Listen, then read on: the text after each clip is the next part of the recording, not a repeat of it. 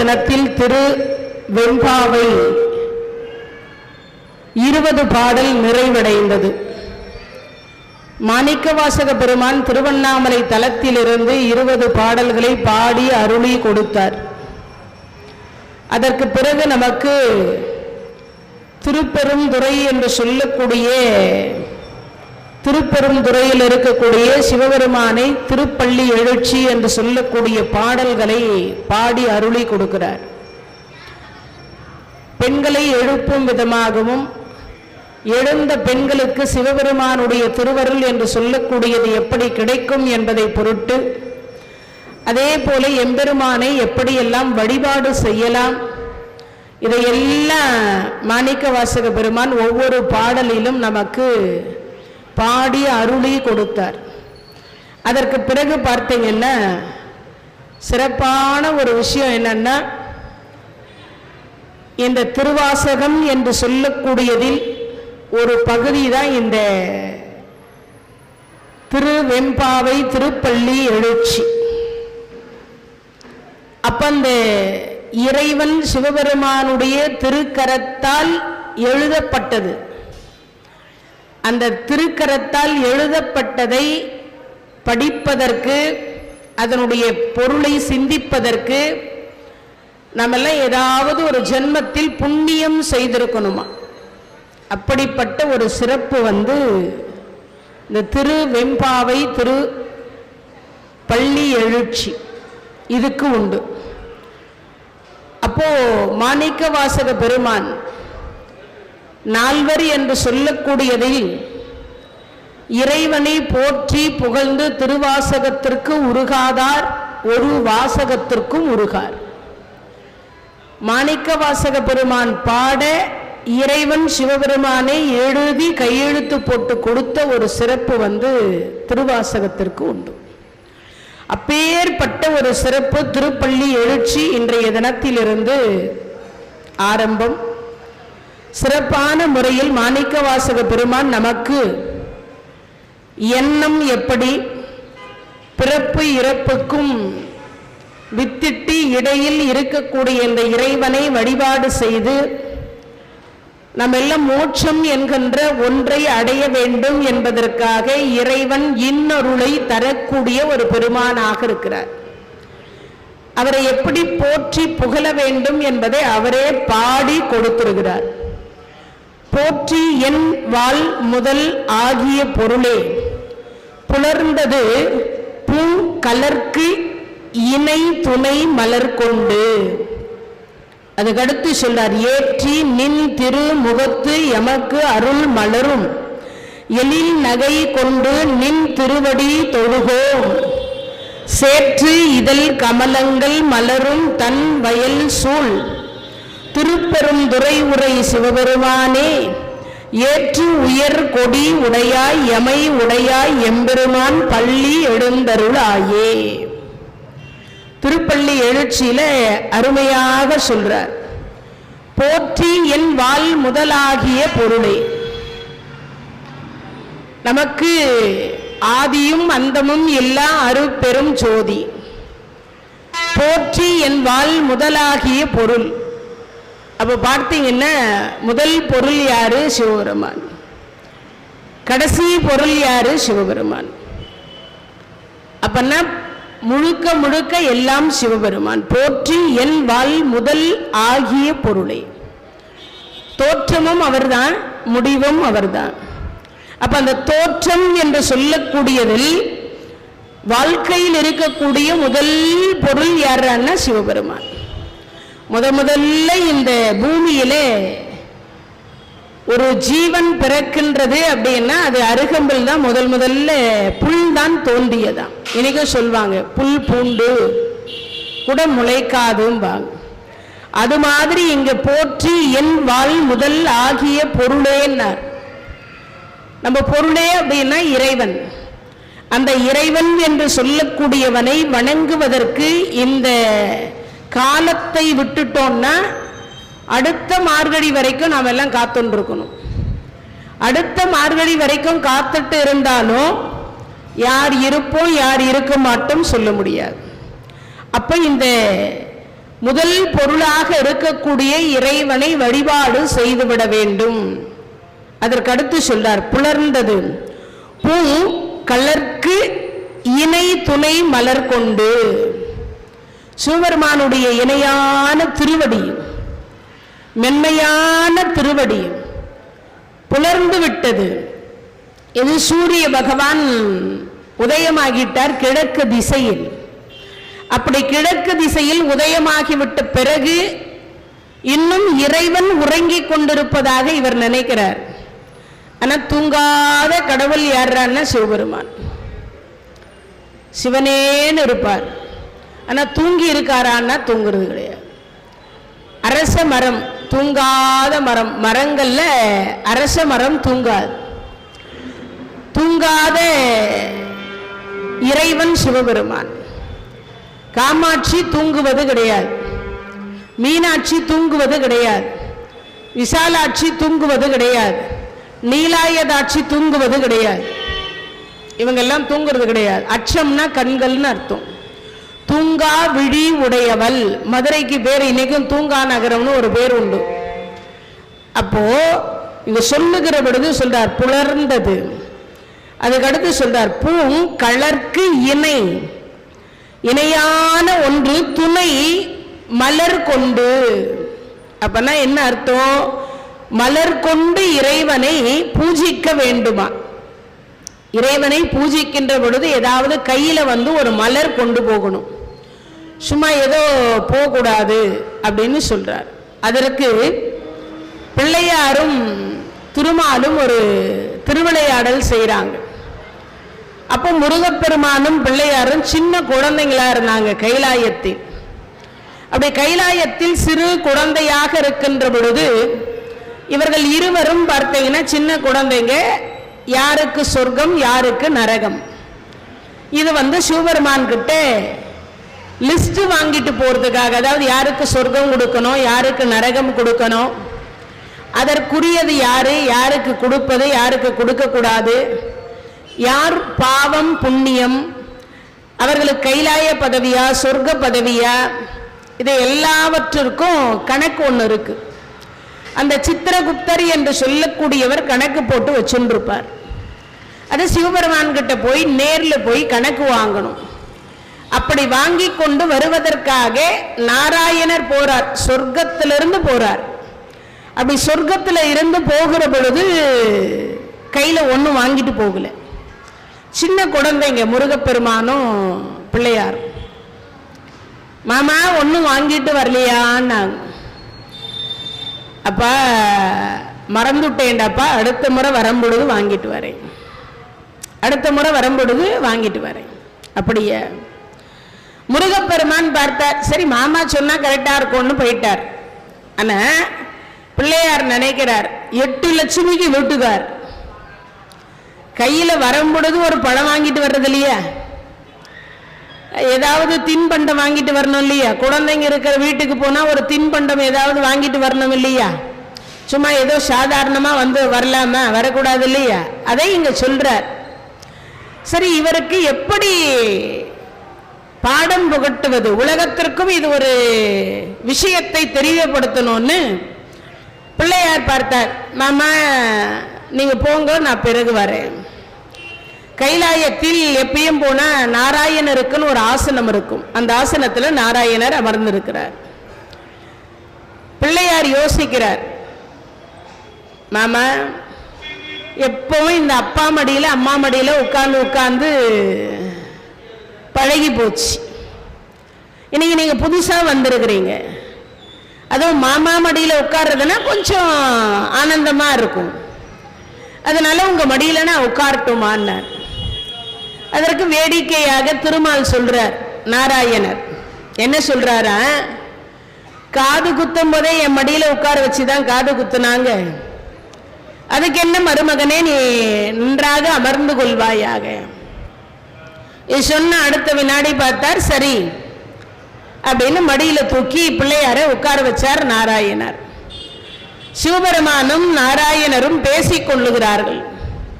அப்படி பேசிக் கொள்ளுகிற பொழுது ஏமாந்த நேரம் பார்த்து நாராயணர் கையில் இருக்கக்கூடிய சங்கு சக்கரம் இது இரண்டையும் பிடுங்கி வாயில போட்டுக்கிட்டார்.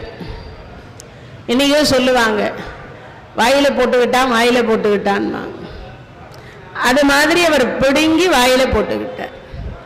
அடுத்த வினாடி பார்த்தார், திருமால் வெறும் மால் மட்டும்தான், திரு போயாச்சு. கையில சங்கும் சக்கரமும் இல்லைன்னா திருமாலால இயங்க முடியாது. அப்ப சங்கு சக்கரம் தேவை. திருமால் பார்த்தார், மருமகனே அடுத்த முறை வரும்பொழுது கண்டிப்பா வாங்கிட்டு வந்துடுறேன், கண்டிப்பா வாங்கிட்டு வரேன், நீ அந்த சங்கையும் சக்கரத்தையும் கொடுனார். அங்க சொன்ன அடுத்த வினாடி அவர் சொன்னார், மாமா 2 பிள்ளைங்க இருக்கிறாங்கன்னு தெரியும், தெரிஞ்சிருந்து வரும்பொழுது சும்மா வரலாம, கையை வெறுங்கையோடு வரலாம, இன்றைய தினத்திலிருந்து எல்லா உலக மக்களுக்கும் தெரியட்டும், கோயிலுக்கு போனா மலர் வாங்கிட்டு போகணும், குழந்தைங்க இருக்கிற வீட்டுக்கு போனா தின்பண்டம் வாங்கிட்டு போகணும், அப்படியே இல்லையா கோயிலுக்கு போனா நெய் வாங்கிட்டு போகணும், ஒரு விளக்கேற்றணும், அதுவும் இல்லையா அந்த கோயில் உண்டியல்லையாவது 1 ரூபாயாவது போட்டுட்டு தான் நாம் எல்லாம் அந்த விபூதி குங்குமத்தை வாங்கணும். இறைவன் எவ்வளவோ கோடி கோடியான சொத்துக்களை கொடுத்திருந்தாலும் கூட ஆலயத்தை பராமரிப்பு செய்வதற்குன்னு ஒரு தொகை தேவைப்படுது. அப்படிப்பட்ட ஒன்று இருக்கு. அதனால வெறுங்கையோடு எங்கும் செல்லக்கூடாது. வயதானவர்கள் நோய்வாய்ப்பட்டிருக்கக்கூடியவர்கள் இல்லத்திற்கு சென்றால் பழம் வாங்கிட்டு போகணும், குழந்தைங்க இருக்கிற வீட்டுக்கு போனா தின்பண்டம் வாங்கணும். அப்போ நாராயணர் சொல்றார், அப்பா தெரியாம வந்துட்டேன், அடுத்த முறை வருகிற பொழுது கண்டிப்பா வாங்கிட்டு வரேன். சொன்ன அடுத்த வினாடி பார்த்தார், அப்படியா சரி. ஆனா அந்த சங்கு சக்கரம் வாய்க்குள்ளதான் இருக்கு, இன்னும் கொடுத்த பாடு இல்லை. அப்போ பக்கத்துல இருக்கிற அம்பாள் சொல்றாங்க, ஆத்தாலே எங்கள் அபிராம வள்ளியை அண்டமெல்லாம் பொத்தாலே மாதுளம் போ நிறத்தாலே புவியடங்கு காத்தாலே அங்கையில் பாசாங்குசமும் கரும்பும் வில்லும் சேர்த்தாலே முக்கண்ணியை தொழுவார்க்கு ஒரு தீங்கும் இல்லையே. அந்த அம்பாள், டேப்பா அண்ணாவை பார்க்கறதுக்கு பரிதாபமா இருக்கு, அந்த சங்கையும் சக்கரத்தையும் கொடுத்து விடுவாயாக. அதற்கு அவர் சொல்ற, அம்மா ஒன்றும் தெரியாது, சும்மா இருங்க. நீக்கும் பிள்ளைங்க அம்மாவையும் சும்மா இருந்தது, அப்பையும் சும்மா இருக்கு, அப்பாவையும் சும்மா இருங்கப்பா, உங்களுக்கு ஒன்றும் தெரியாது. பிள்ளையார் அப்பா சிவபெருமான் சொல்றார், அப்பா மாமாவை பார்க்கறதுக்கு பரிதாபமா இருக்கு, அது மட்டும் இல்லை 8 லட்சுமி காத்துன்னு இருக்கிறாங்க வைகுண்டத்தில், சங்கையும் சக்கரத்தையும் கொடுத்து விடுவாயாக. அப்பா உங்களுக்கு ஒன்றும் தெரியாது, சும்மா இருங்க பிள்ளையார். பிள்ளையாரே சும்மா இருன்னு சொல்லியிருக்காருன்னா யோசித்து பாருங்க, யாரு அப்பாவை. இப்போவும் பிள்ளைங்க எல்லாம் கிரிக்கெட் மேட்ச் பார்த்துட்டு இருப்பாங்க, டே இரவு 12 ஆகுதுடா, டிவி ஆஃப் பண்ணிட்டு தூங்குடான்னு. அப்பா உங்களுக்கு ஒன்றும் தெரியாது, சும்மா இருங்கப்பா, உங்களுக்கு தூக்கம் வந்தா நீங்க போய் தூங்குங்கப்பா அப்படின்னு பிள்ளைங்க சொல்லுவாங்க. அப்பவே சிவபெருமானையே பிள்ளையார் சொன்னார், அப்பா உங்களுக்கு ஒன்றும் தெரியாது, சும்மா இருங்கப்பான்னு. இப்ப அப்படி சொல்லிய பிள்ளையாரு சங்கும் சக்கரமும் வைத்து கொண்டிருக்கிற பொழுது சிவபெருமான் சொல்றார், என்ன சொல்றார, அப்பா அது வாயை கிழித்து விடும். சக்கரம் என்பது சுழன்று கொண்டே இருக்கக்கூடியது அல்லவா, அது வாயை கிழித்து விடும் அப்பா, அதனால அதை கொடுத்து விடுவார். இவர் அப்பயும் கொடுக்கல, முருகப்பெருமான் வந்து சொன்னார், கொடுக்கல. சரி இப்ப என்ன செய்வது? இந்த பிள்ளைங்க கிட்ட எப்பயுமே ஏதாவது ஒரு வேடிக்கை காட்டணும், இல்லை ஒரு விளையாட்டு காட்டணும், அப்பதான் அந்த பிள்ளைங்களை தன்வசப்படுத்த முடியும். இந்த வலக்கரத்தை எடுத்து இடது கரத்திலும், இடது கரத்தை எடுத்து வலது கரத்திலும் வைத்து தோப்பு கரணம் போட்டார். இன்னைக்கும் பிள்ளையார்கிட்ட போனோம்னா நாம் எல்லாம் ஒரு 3 தோப்பு கரணம் போடணும். கொஞ்சம் ஸ்ட்ராங்கா இந்த காதுக்கு மேல் பகுதியில் சுசும்னா நாடின்னு ஒன்று இருக்கு, அந்த பகுதியில் கொஞ்சம் ஸ்ட்ராங்கா குட்டி கொண்டு என்ன பண்ணணுமா, கொஞ்சம் இந்த 3 தோப்பு கரணத்தை போடணும். அதை முதல்ல போட்டார். போட்டு முடிச்சு அடுத்த வினாடி அப்பதான் பிள்ளையார் நினைக்கிறார், மும்மூர்த்திகளில் ஒருவர், மும்மூர்த்திகள்ல ஒருத்தர்.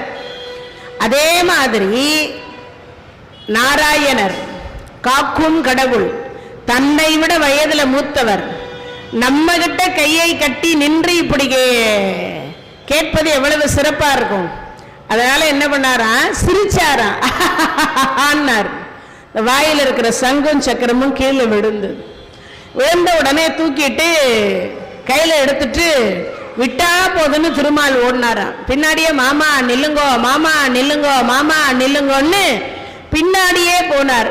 மருமகனே, வைகுந்தத்துல இதெல்லாம் சொல்லிடாதே, சின்ன பிள்ளைகிட்ட போய் ஏமாந்துட்டீங்களேன்னு 8 லட்சுமியும் சொன்னாலும் சொல்லுவாங்க அப்படின்னார். அப்ப அதற்கு பதில் சொல்ற, இல்ல இல்ல, வரம் கொடுக்கக்கூடிய வரதராஜருக்கு வரம் கொடுக்கலான் இருக்கேன்னார்.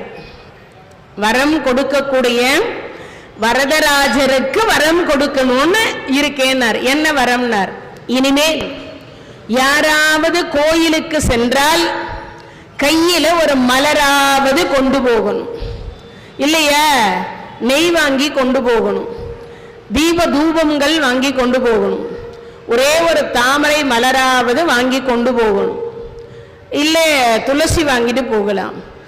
உங்களுக்கு எது பிடிக்குதோ அதை ஒரு மலர் வாங்கிட்டு போய் கொடுத்து இறைவனை அர்ச்சித்து இறைவனை பூஜை செய்து திருவருளை பெறணும். அதுதான் இங்க சொல்றார். புலர்ந்தன பூங்கலர்க்கு இணை துணை மலர் கொண்டுன்னார். அப்பனா என்ன அர்த்தம், மலரை கொண்டு போகணும்னு அர்த்தம். எந்த கோயிலுக்கு போனாலும் கையில ஒரு மலர் இருக்கும். ஏற்றி நின் திருமுகத்து எமக்கு அருள் மலரும்.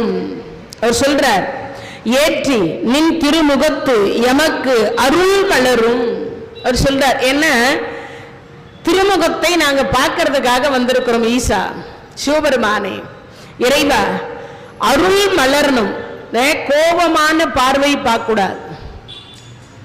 என்ன புன்சிரிப்பாலேயே அவர் சிரிச்சே முப்புறத்தை எரித்த பெருமான். அதனால இங்க முப்புறத்தை எரித்தாரே, அது போல இதையும் சிரிப்பாலே எரிச்சுட்டா என்ன பண்றது?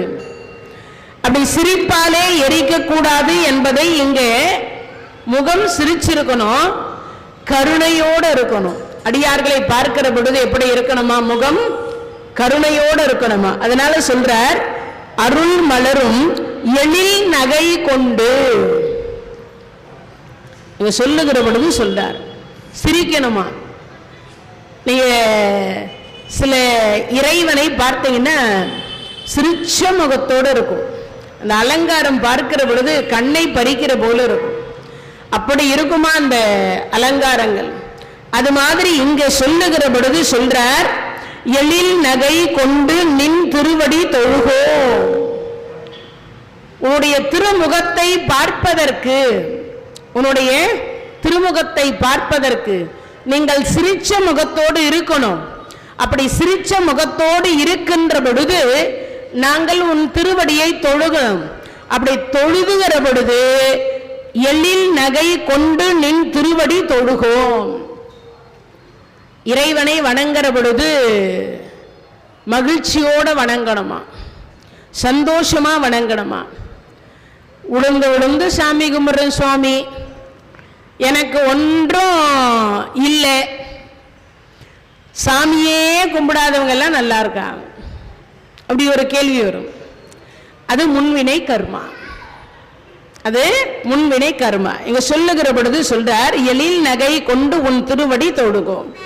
அப்போ எழில் நகை கொண்டு திருவடியை தொடுகிற பொழுது சிரிச்ச முகத்தோடு இறைவனும் இருக்கணும். நாம மகிழ்ச்சியாக இறைவனை வணங்கணும். கோபமா வணங்கலாமா?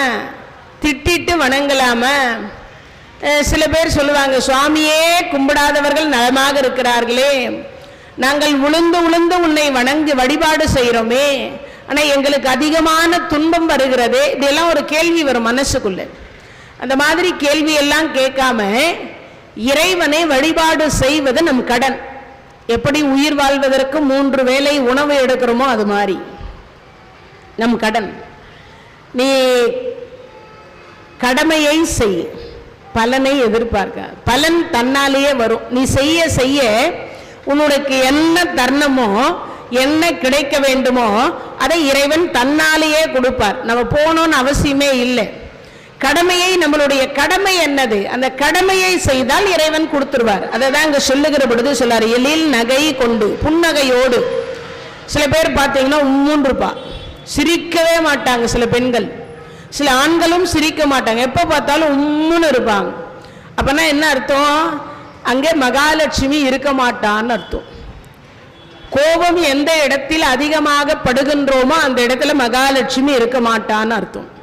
இங்க சொல்லுகிற பொழுது சொல்றார், எழில் நகை கொண்டு, புன்னகையோடு இருக்கணும். யாரு? இறைவன். அதே மாதிரி வழிபாடு செய்யக்கூடிய அடியார்களும் புன்னகையோடு வழிபாடு செய்யணும். புன்னகை கொண்டு உன் திருவடி தொழுகோம். சரி, தொழுகிற பொழுது சேற்று இதழ் கமலங்கள், செந்தாமரை, சேற்றில் தான் செந்தாமரை இருக்குமா அப்படிங்க சொல்றார். சேற்று இதழ் கமலங்கள், கமலங்கள்னா தாமரைன்னு அர்த்தம். மலரும் தன் வயல் சூழ், தாமரை எப்பவுமே பூத்து குலுங்கி கொண்டிருக்குமா. எந்த இடத்துல? இந்த திருப்பெருந்துறை அப்படின்னு சொல்லக்கூடிய தலத்தில் எப்பொழுதுமே பார்த்தீங்கன்னா தாமரை பூத்து குலுங்கி இருக்குமா. ஏன்? இறைவனுக்கு ரொம்ப பிடிச்ச மலர் எது அப்படின்னா தாமரை. இறைவனுக்கு பிடித்த ஒரு மலர் எதுன்னா தாமரை. அப்ப அந்த தாமரையை நம்ம எல்லாம் தினமும் ஒரு பூ இறைவனுக்கு சமர்ப்பணம் செய்யணும். ஒரு பூவாவது சமர்ப்பணம் பண்ணணும். தாமரையினால அர்ச்சிப்பதனால நமக்கு என்ன பயன்? சில பேர் கேட்பாங்க, சில பேர் சொல்வோம். நிறைய பூக்கள் இருக்கு, அது ஏன் இந்த தாமரைக்கு மட்டும் அவ்வளவு சிறப்பு அப்படின்னு. ஒன்று, குளிர்ச்சியான பூ என்பது அர்த்தம். இறைவன் சிவபெருமான் எப்பொழுதும் வெப்பமானவர், அக்னி பிளம்பாக இருக்கக்கூடிய பெருமான், நெருப்பின் சொரூபமாக இருக்கக்கூடிய பெருமான்.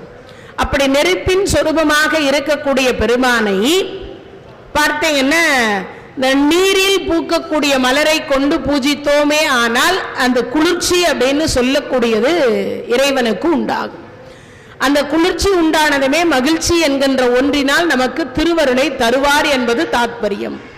இன்னொரு விஷயம் என்னன்னா, சிவபெருமானே அந்த தாமரை இடத்தில் போய் ஒரு 3 மாச காலம் வாசம் செய்திருக்கிறார். ஒரு 3 மாசம் வாசம் பண்ணியிருக்கார். எப்படி வாசம் பண்ணியிருக்கார்?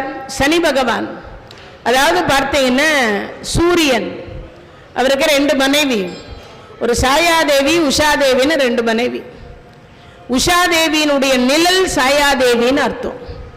அந்த சாயாதேவியாக இருக்கக்கூடியவள் முதல்ல உஷாதேவிக்கு பிறந்தவர்கள் தான் யமதர்மராஜா, யமுனா நதி. இன்னைக்கு இப்ப இருக்கக்கூடிய யமுனா நதியும் யமதர்மராஜாவும். இந்த சாயாதேவிக்கு பிறந்தவர்கள் சனியும் பத்ரா நதியும், 2 பேரும் பிறக்கிறாங்க. சூரியனுடைய வெப்பம் தாங்க முடியாமல், சூரியனுடைய வெப்பம் தாங்க முடியாம சாயாதேவி தன்னுடைய, அதாவது உஷாதேவி தன்னுடைய நிழலை நிற்க வைத்தால் அது சாயாதேவியின் பேர். சாயல் அப்படின்னாக்க நிழல்னு அர்த்தம். இப்ப அந்த நிழல் தெய்வம் சூரியனோட குடும்பம் நடத்தி 2 குழந்தைங்களை பெற்றுக்கொண்டார்கள். ஆனா இது சூரிய பகவானுக்கு தெரியாது. ஒரு நாள் அண்ணன் தம்பி, இத பழமொழி சொல்வோமே, 5 வயசுல அண்ணன் தம்பி, 10 வயசுல பங்காளி சொல்வோம். அப்ப அந்த 10 வயசு இருக்கிற பொழுது 2 பேரும் பந்து விளையாடுறாங்க.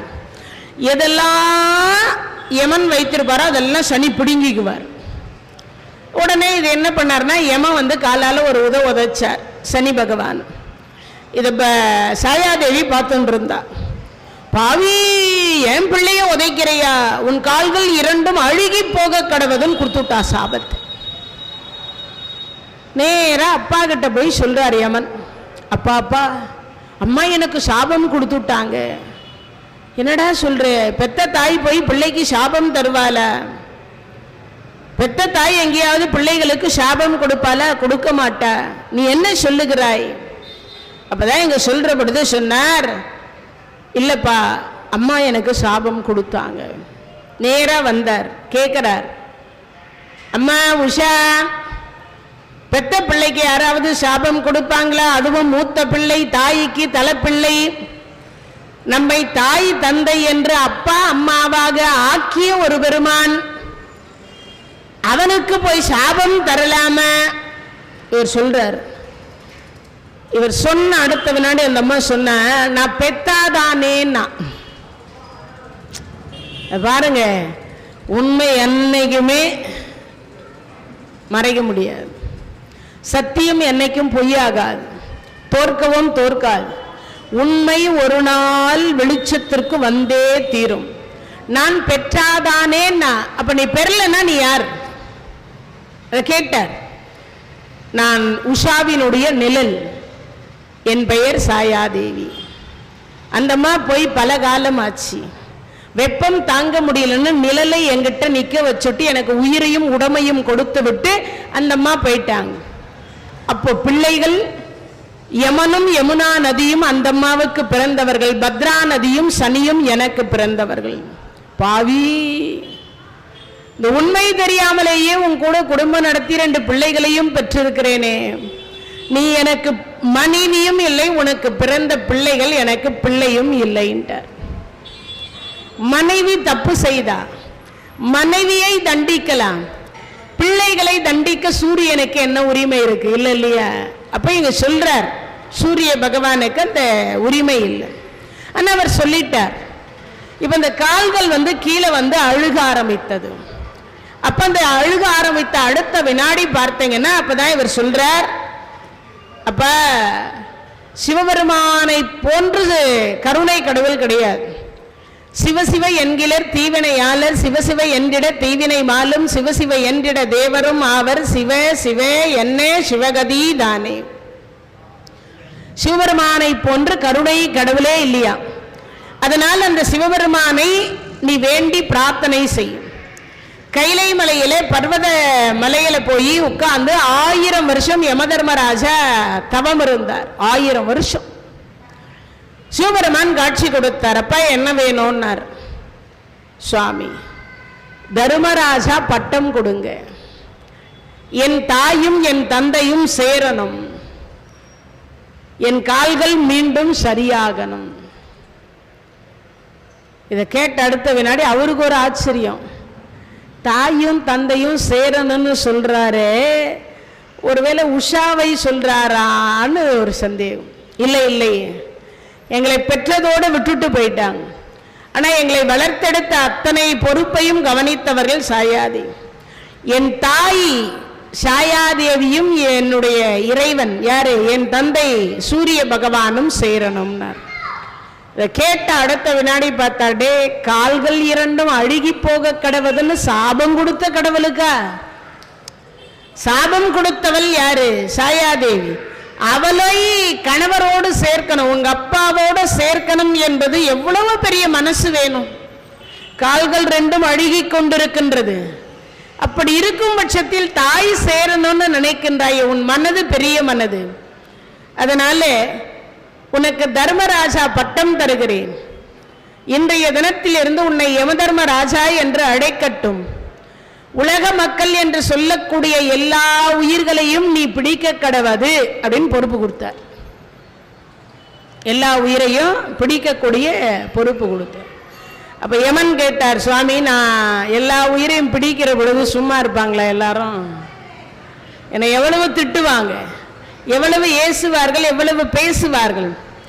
சாதாரணமா கால் நம்ம நடந்து போகும் பொழுது பக்கத்துல யாரோ இருந்து ஒரு தெரியாம கால் பட்டுட்டாவே சாரி கேட்கிறோம்.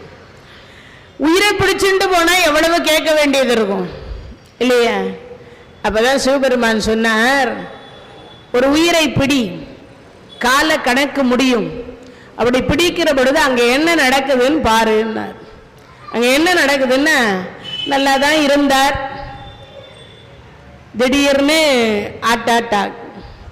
நல்லா தான் இருந்தார், என்னமோ கணவன் மனைவிக்குள்ள பிரச்சனையா, என்னமோ சாப்பிட்டாராம், போயிட்டார். நல்லா தான் இருந்தார், என்னமோ தெரியல, ஏதோ 2 நாளா ஜுரமா, போயிட்டார். ஏதாவது ஒன்று சொல்ற. ஆனா யாராவது யமனை சொன்னதா சரித்திரம் இருக்க? யமனை சொல்லவே மாட்டார். அதற்கு பிறகுதான் யமன் ஒத்துக்கொண்டார் சரி என்று. அப்படி சரி என்று ஒத்துக்கொண்டதற்கு பிறகு இந்த விஷயம் இப்ப சாயாதேவிக்கு தெரிய வருது. சனீஸ்வர பகவான் பார்க்கிறார், அம்மா அண்ணா பட்டம் வாங்கிட்டார், கால்களும் சரியா போயிடுச்சு. அன்றைய தினத்தில் இருந்தவருக்கு காலன் என்கின்ற பெயரும் வந்தது. காலம் தவறாமல் வருவதனால் அவருக்கு காலன்னு பேரும். அப்படி இங்க சொல்லுகிற பொழுது சொல்லியாச்சு.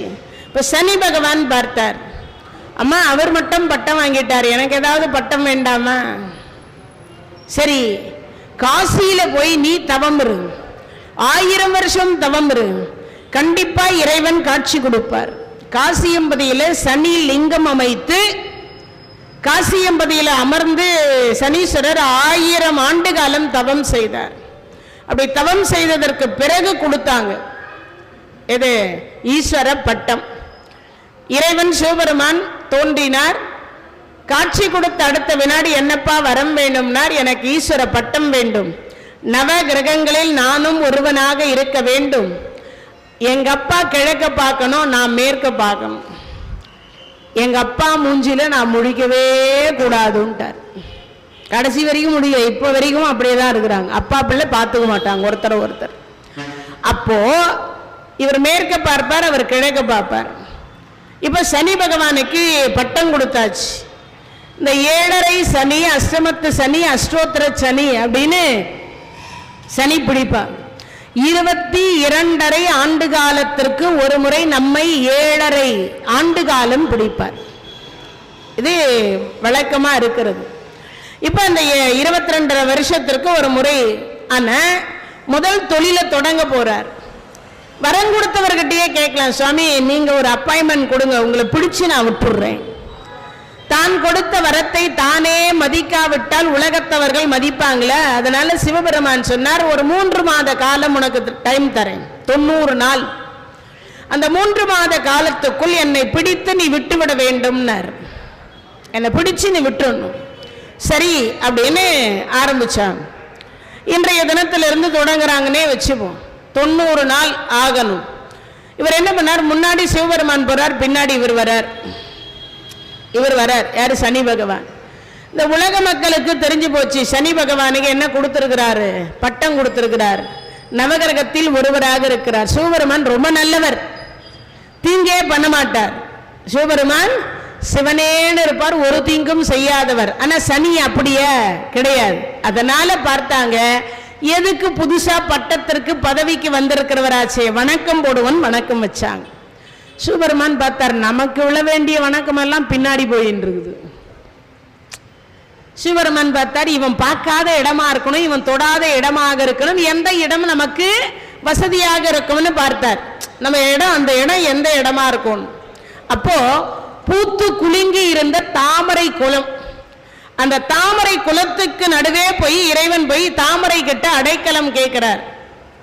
அப்ப சனி பகவான் கரமேல நிக்கிறாரா பாரு, ஆமா நிக்கிறார் சுவாமி.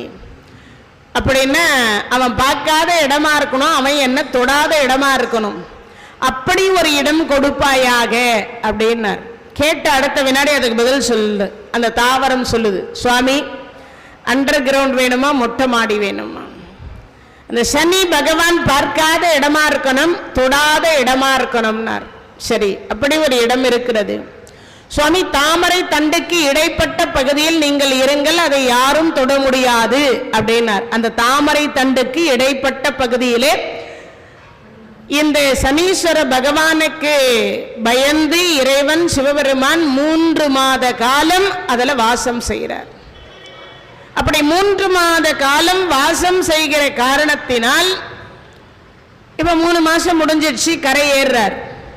கரை ஏறிய பிறகு இப்ப சொல்றார், என்ன சொல்றாரா, கரை ஏறியாச்சு.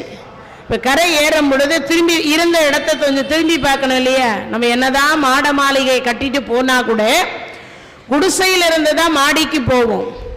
அந்த மாடிக்கு போகிற பொழுது அந்த வீட்டை, இருந்த வீட்டை அப்படி கொஞ்சம் திரும்பி பார்க்கணும்.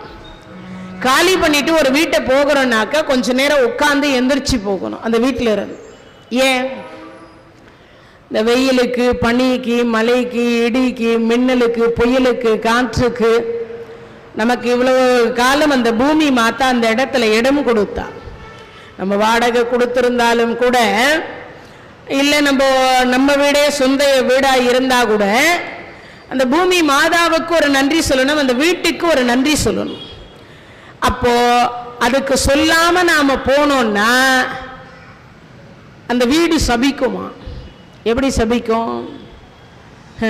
நான் குடிசைன்னு தானே என்னை விட்டுட்டு போறேன், ஒரு நன்றி சொல்லல, ஒரு நிமிடம் உட்கார்ந்து போகல.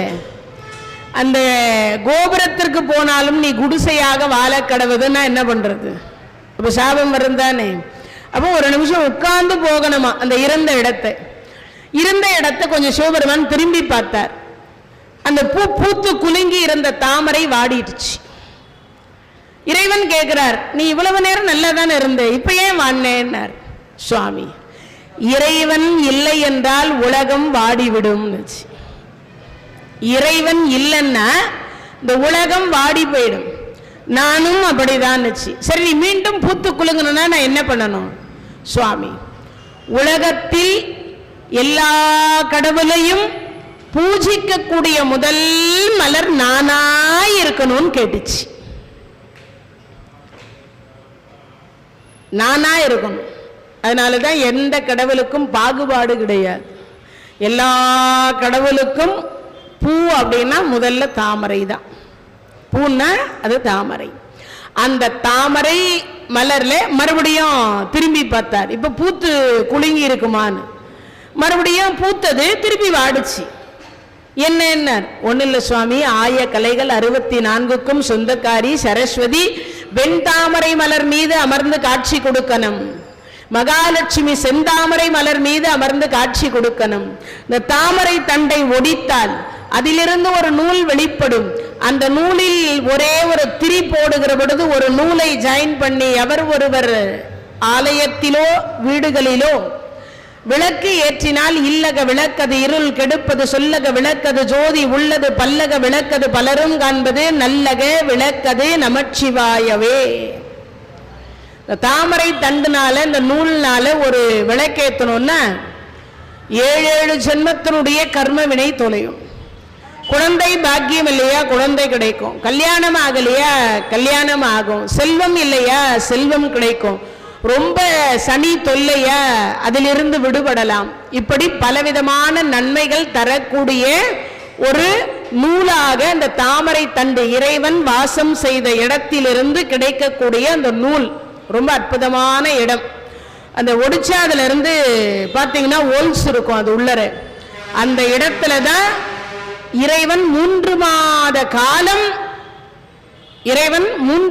காலம் அந்த இடத்துல இருந்தார். அதை நினைவுபடுத்தும் விதமாக இங்க சொல்றார். அதை நினைவுபடுத்தும் விதமாக என்ன சொல்றார்? சேற்று இதழ் கமலங்கள் மலரும் தன் வயல் சூழ் திருப்பெருந்துறை உரை சிவபெருமானே.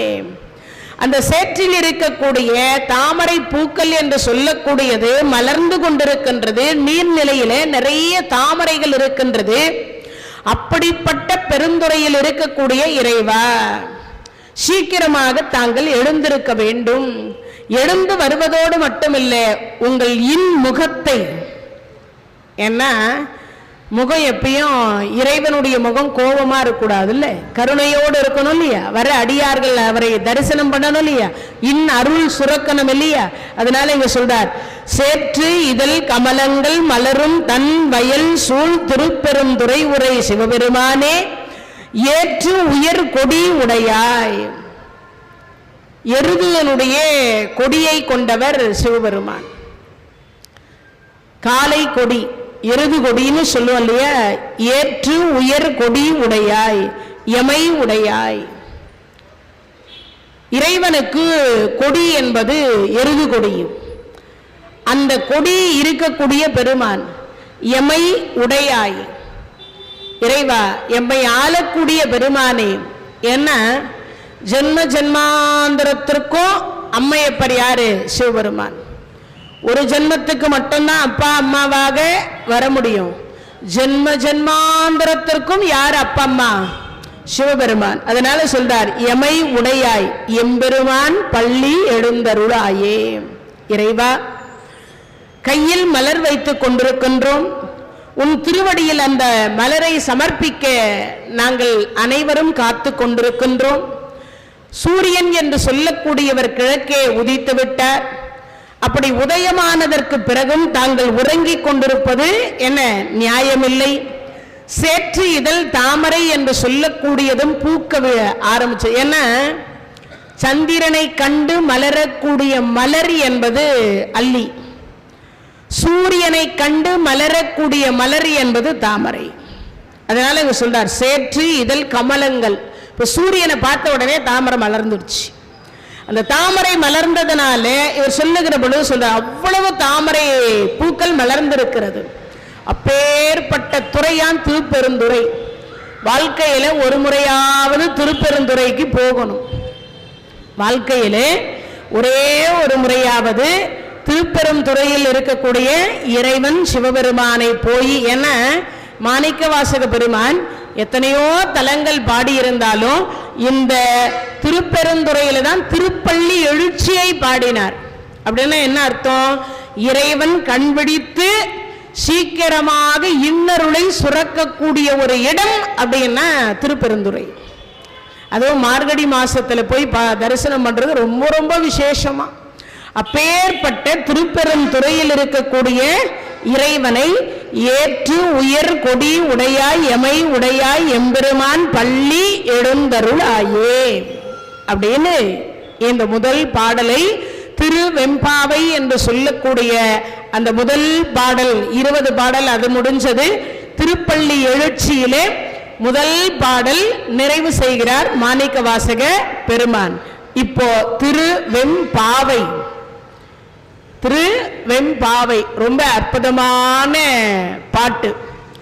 ஆண்டாள் நாச்சியார் நமக்கு மாதங்களில் மார்கழி, இந்த மார்கழி மாதத்தில் பாவை நோன்பு இருக்கக்கூடிய ஆண் மட்டும், பெண் தான் இருக்கணுமான்னு இல்லை, ஆண்களும் இருக்கலாம். நீண்ட ஆயுளுக்கு இருக்கலாம், செல்வத்திற்கு இருக்கலாம், குறையற்ற வாழ்க்கைக்கு இருக்கலாம், நமக்குரிய உயர்வான பதவி பட்டம் கிடைப்பதற்கு இருக்கலாம், நிம்மதியாக நம்மளுடைய சொர்க்க பதவி கிடைப்பதற்கு இருக்கலாம். இது எல்லாவற்றிற்கும் பார்த்தீங்கன்னா இந்த பாவை நோன்பு ரொம்ப சிறப்பானது. இதுதான் கொடுக்கும் இது கொடுக்காதுன்னு சொல்லவே முடியாது. எல்லாமே தருமா, சகல செல்வங்களும் தரக்கூடியது. சரி, இது மட்டும் கொடுக்குமானா கடைசியாக நமக்கு வைகுந்த பதவியையும் தரும், சொர்க்கத்தை தரவல்லது. 8 லட்சுமி நம்ம இல்லங்களில் இருப்பாள். நல்ல கணவன் வாய்க்கணுமா இந்த பாவை நோன்பு இருக்கணும், நல்ல மனைவி வாய்க்கணுமா இந்த பாவை நோன்பு இருக்கணும், நல்ல குழந்தைகள் பிறக்கணுமா இந்த நோன்பு இருக்கணும், நல்ல செல்வம் கிடைக்கணுமா அழியாத செல்வம் கிடைக்கணுமா இருக்கணும், நீண்ட ஆயுள் உள்ள குழந்தைகள் நோயற்ற குழந்தைகள் கிடைக்கணுமா இந்த நோன்பு இருக்கணும். ஏன்னா நிறைய பேர் என்ன நினைக்கிறோம்னா, இதை இருந்தா இது கிடைக்குமா, இது இருந்தா இது கிடைக்குமான்னு தானே நினைக்கிறோம். எதெல்லாம் நமக்கு தேவையோ அது அத்தனையும் தரவல்லது இந்த பாவை நோன்பு, இந்த மார்கழி மாசம். அதனாலதான் பீடு உடைய மாதம்னு அர்த்தம். பீடுடைய அப்படின்னா எல்லாவற்றையும் தரவல்லது. உயர்வானது எது எதுவோ, தனம் தரும், கல்வி தரும், ஒரு நாளும் தளர்வரியா மனம் தரும், தெய்வ வடிவு தரும், நெஞ்சில் வஞ்சமில்லா இனம் தரும், நல்லன எல்லாம் தரும். இந்த உலகத்தில் எத்தனை கோடி நல்லது இருக்கின்றதோ அது அத்தனையும் தரவல்லது இந்த நோன்பு. அதனால இப்ப பெண்களை எழுப்புறாங்க. அந்த பெண்கள் எழுப்பும் விதமாகவும் உள்ள இருக்கக்கூடிய பெண்கள் பதில் சொல்லும் விதமாகவும் அந்த எல்லாவற்றையும் இப்ப எழுப்பியாச்சு. மார்கழி போய் நீராடியாச்சு. ஆனா அப்படி நீராடிட்டு வந்ததற்கு பிறகு பார்த்தீங்கன்னா இறைவனை எழுப்பணுமா இல்லையா? ஆனா யாரை வச்சு எழுப்புறது? டைரக்டா நாமே போய் எழுப்பினாலும் அவர் சீக்கிரமா எழுந்திருப்பாரு? எழுந்திருக்க மாட்டார். அதனால பக்கத்துல இருக்கிற பிராட்டியார்கிட்ட சொல்லி எழுப்பலாம். சரி, அவர்கிட்ட சொன்னா அந்தம்மா வீட்டுக்கார விட்டு ஒரு நிமிஷம் கூட பிரிய மாட்டா, வீட்டுக்கார விட்டுட்டு ஒரு நிமிஷம் கூட பிரிய மாட்டா. அதனால அப்பா கிட்ட சொல்லுவோம், அம்மா கிட்ட சொல்லுவோம், யாருக்கிட்ட? நந்தகோபர்கிட்ட யசோதை கிட்ட சொல்லுவோம்னு சொன்னாங்க. அதற்கு பிறகு நப்பிண்ணை கிட்டையும் சொல்றாங்க, பக்கத்தில் இருக்கக்கூடிய அம்பாள் கிட்டையும் சொல்றாங்க. ஆனா அப்படி சொல்லி இன்னும் எழுந்தாரா இல்லையான்றதை இந்த 20வது பாடல்ல சொல்றார். ஏற்ற கலங்கள் எதிர் பொங்கி நீதளிப்ப மாற்றாதே பால் சொரியும் வள்ளல் பெரும் பசுக்கள், ஆற்றா படைத்தான் மகனே அறிவுராய் ஊற்ற முடையாய் பெரியாய் உலகினில் தோற்றமாய் நின்ற சுடரே துயிலாய் மாற்றார் உனக்கு வழி தொலைத்து உன் வாசற்கண்ணு ஆற்றாது வந்து உன் அடி பணியுமா போல் போற்றியாம் வந்தோம் புகழ்ந்தேலோர் எம்பாவாய். சொல்லுகிற பொழுது சொல்றார், ஏற்ற கலங்கள் எதிர்பொங்கி மீதளிப்ப மாற்றாதே பால் சொரியும் வள்ளல் பெரும் பசுக்கள். பால் கறக்கிறதுக்கு இந்த பாத்திரம் எடுத்துன்னு போவாங்களாம். அந்த பாத்திரம் எடுத்துட்டு போன உடனே அந்த கோகுலத்தில் இருக்கக்கூடிய பசுக்கள் எல்லாம் பார்த்தீங்கன்னா, என்ன சின்ன பாத்திரமா கொண்டு வராங்க, நிறைய கொடுக்கணும் அல்லவா, இறைவன் கருணை எப்படி பொழிவாரோ அதுபோல அந்த பசுக்கள் பால் அப்படி பொழியுமா, பால் அப்படி கறக்குமா, அந்த பாத்திரம் வழியுமா, அதிலிருந்து நுரை பொங்கி வழியுமா. என்ன பொங்கி? நுரை பொங்கி வழியும். ஏற்ற கலங்கள். இப்பதான் நமக்கெல்லாம் தட்டு, அப்புறம் பிளேட்டு, அப்புறம் என்னென்னமோ சொல்றோம். அப்பெல்லாம் கலங்கள் தான் பேர். அதுக்கு களத்தில் சோறு போடும்பாங்க. இன்னைக்கும் சில கிராமங்களில் பார்த்தீங்கன்னா களத்தில் சோறு போடும்பாங்க. இப்போ சோறுனாவே நிறைய பேர் ஏதோ ஒரு மாதிரி பார்க்குறாங்க. நான் நாட்டுப்புறத்தா மாதிரி பேசு, சாதம்னு சொல்லு, ரைஸ்னு சொல்லு. சோறு என்பது தான் தமிழ் வார்த்தை. தூய தமிழ்ல இருக்கக்கூடிய வார்த்தை என்பது சோறு. கலங்கள் அப்படின்றதுக்கு நம்ம சாப்பிடக்கூடிய தட்டுக்கு கலங்கள்னு பேரு. இன்னொன்று இந்த பாத்திரம், பால் கறக்கக்கூடிய பாத்திரத்திற்கு கலங்கள்னு பேரும். இது ரெண்டுத்துக்குமே கலம்னு சொல்லுவாங்க. அதே மாதிரி பார்த்தீங்கன்னா திருதராஷ்டிரன், கர்ணனுக்கு ஒரு பேர் உண்டு, கலை புழு நீக்கிய கர்ணன்னு பேர் உண்டு. திருதராஷ்டிரனுக்கு சாபம், துரியோதனுடைய அப்பா அவருக்கு ஒரு சாபம் இருந்தது. அந்த சாபம் என்பது இந்த கர்ணனால தான் நிறைவடையணும், அதாவது மாறணும்னு விதி எழுதப்பட்டிருந்தது. இந்த கர்ணனும் துரியோதனும் விதிவசத்தால் நண்பரானாங்க. அப்படி நண்பராயிட்டு பந்து விளையாடிக்கிட்டே இருந்தாங்க. ஒரு நாள் திருதராஷ்டிரன் சாப்பிடுவார். அவர் 7 கவலம் சாப்பிடுவார். கவலம்னா என்ன தெரியுமா? ஒரு உருண்டை இவ்வளவு பெருசு உருட்டி வச்சிருப்பாங்க. அதை உருட்டி 7 தட்டுல வரும், ஒரு தட்டுல வராது, 7 தட்டுல வரும். இந்த 7 தட்டு ஏன்னு கேட்டா, அவர் ஒரு தட்டுல இருந்து ஒரு கவலத்தை எடுத்துட்டாருன்னா மீதம் இருக்கக்கூடிய சாப்பாடு புழுவா மாறி போயிடும். அப்படி ஒரு சாபம் யாருக்கு? துரியோதனுடைய அப்பாவுக்கு. அப்ப இது இப்படியே போயின்னு இருக்கு. 7 ஒவ்வொரு முறையும் 7 கவலை சாப்பாடு தான் அங்க வரும். அவர் அதை அதை எடுத்துட்டாருன்னா கீழே இருக்கக்கூடிய சாதம் புழுவா மாறும். இது தினமும் நடக்கிற விஷயம். இந்த பந்து விளையாடுகிற பொழுது இவர் சாப்பாட்டினுடைய தட்டில் போய் பந்து விழுது. துரியோதனன் சொன்னா, கர்ணனா நீங்க போய் அந்த பந்தை எடுத்துட்டு வாங்க. அதோ உங்க அப்பா சாப்பிட்ற தட்டில் விழுந்துருச்சு, இப்ப நான் போய் எடுத்தா அவர் ஏதாவது ஒன்னும் சொல்ல மாட்டார், நீங்க போங்க. இவர் போய் அந்த தட்டில் தொட்டு அந்த பந்தை எடுக்கிறார். புழுவாக இருந்த சாப்பாடு மீண்டும் சாதமாக மாறுச்சு. அதுல இருந்து ஒரே தட்டில் தான் அவர் சாப்பிடுவார். அப்பதான் மிகப்பெரிய ஆச்சரியம் துரியோதனனுக்கு. இதுவும் ஒரு காரணம். இந்த கர்ணனை நண்பனாக ஏற்றுக்கொண்டதற்கு இதுவும் ஒரு காரணம். ஏன்னா அவங்க அப்பாவுக்கு 7 களத்தில் உணவு வரும். இப்ப ஒரு களத்தில் உணவு சாப்பிடுறார். சாப்பிடக்கூடிய சாப்பாடு அப்படின்னு சொல்லக்கூடிய அனைத்துமே பார்த்தீங்கன்னா, சாப்பிடக்கூடிய சாப்பாடு அப்படின்னு சொல்லக்கூடியது எல்லாமே புழுவாக மாறுது.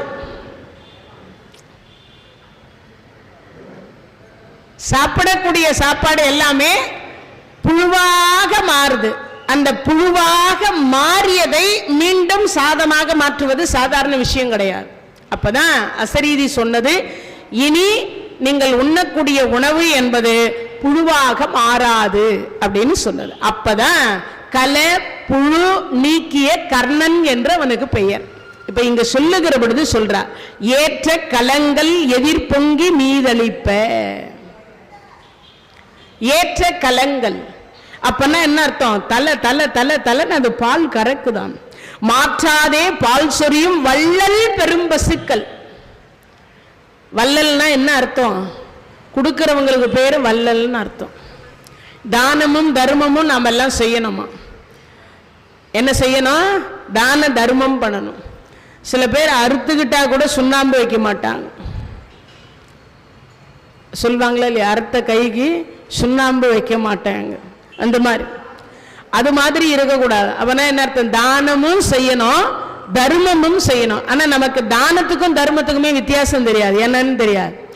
நம்மை விட கீழாக இருக்கக்கூடியவர்களுக்கு கண்ணு தெரியாம காது கேட்காம வாய் பேச முடியாம வயசாயிட்டு உழைக்க முடியாம ஊனமாக இருக்கக்கூடியவர்கள், வயதானவர்கள், பிள்ளைகளால் கைவிடப்பட்டவர்கள், இவங்களுக்கெல்லாம் கொடுப்பதற்கு பெயர் தர்மம்னு பேரு. அதனாலதான் நம்ம வீட்டில் யாராவது வந்து அம்மா தானம் பண்ணுங்கன்னு கேட்க மாட்டார், அம்மா தர்மம் பண்ணுங்கன்னு கேட்பார். அப்ப தானம் தர்மம் இது. தானம் எது? கோயிலுக்கு கொடுப்பது, அந்தணர்களுக்கு கொடுப்பது, கோயிலை சுத்தம் செய்வது, கோயிலுக்கு உபயம் செய்வது, கும்பாபிஷேகம் செய்வது, யாகம் வளர்ப்பது, சொற்பொழிவாளர்களுக்கு பூசாரிகளுக்கு இது போன்ற சில மாலை தொடுத்து கொடுப்பது, மாலை வாங்குவது, பட்டாடையே அபிஷேக பொருள்கள் வாங்கி கொடுப்பது, பாலடைந்த கோயில்களை புதுப்பிப்பது, இது எல்லாமே வந்து தர்ம கணக்கு அப்படின்றது இல்லை, தான கணக்குக்கு போகும். ஒரு மனிதர் என்ன பண்ணணும், தானமும் செய்யணும் தர்மமும் செய்யணும். அவர்களுக்கு பேர் வள்ளல்னு பேர். இங்க சொல்லுகிற பொழுது மனிதரை குறிப்பிட்டு சொல்லல ஆண்டாள் பிராட்டியார். யாரை சொல்றாங்க? பசுக்களை சொல்றாங்க. அப்ப அந்த பசுக்கள் எவ்வளவு பால் கறக்கும் என்று யோசிக்கணும். அப்ப இங்க சொல்லுகிற பொழுது ஏற்ற கலங்கள் எதிர்பொங்கி மீதளிப்ப மாற்றாதே பால் சொரியும் வள்ளல் பெரும்பசுக்கள், வள்ளல் பெரும்பசுக்கள். அப்ப பாருங்க, ஏன் அந்த பசுக்கள் அவ்வளவு பாலை சொரிந்ததுன்னா சாதாரணமா சொரியல. இந்த பகவான் போய் அந்த மாடுகளை மேய்ச்சி கூட்டிட்டு வருவார். இந்த பகவானுடைய கருணை பார்வை அந்த மாடுகள் மீது படுது, அந்த மாடுகள் மீது படுது. அது மட்டும் காரணம்னு சொல்ல முடியாது. ஏன்னா ஒரு முறை எல்லா மாடுகளையும் சிறுவர்களையும் பிரம்மதேவர் கொண்டு போய் வச்சுட்டு இருந்தார்.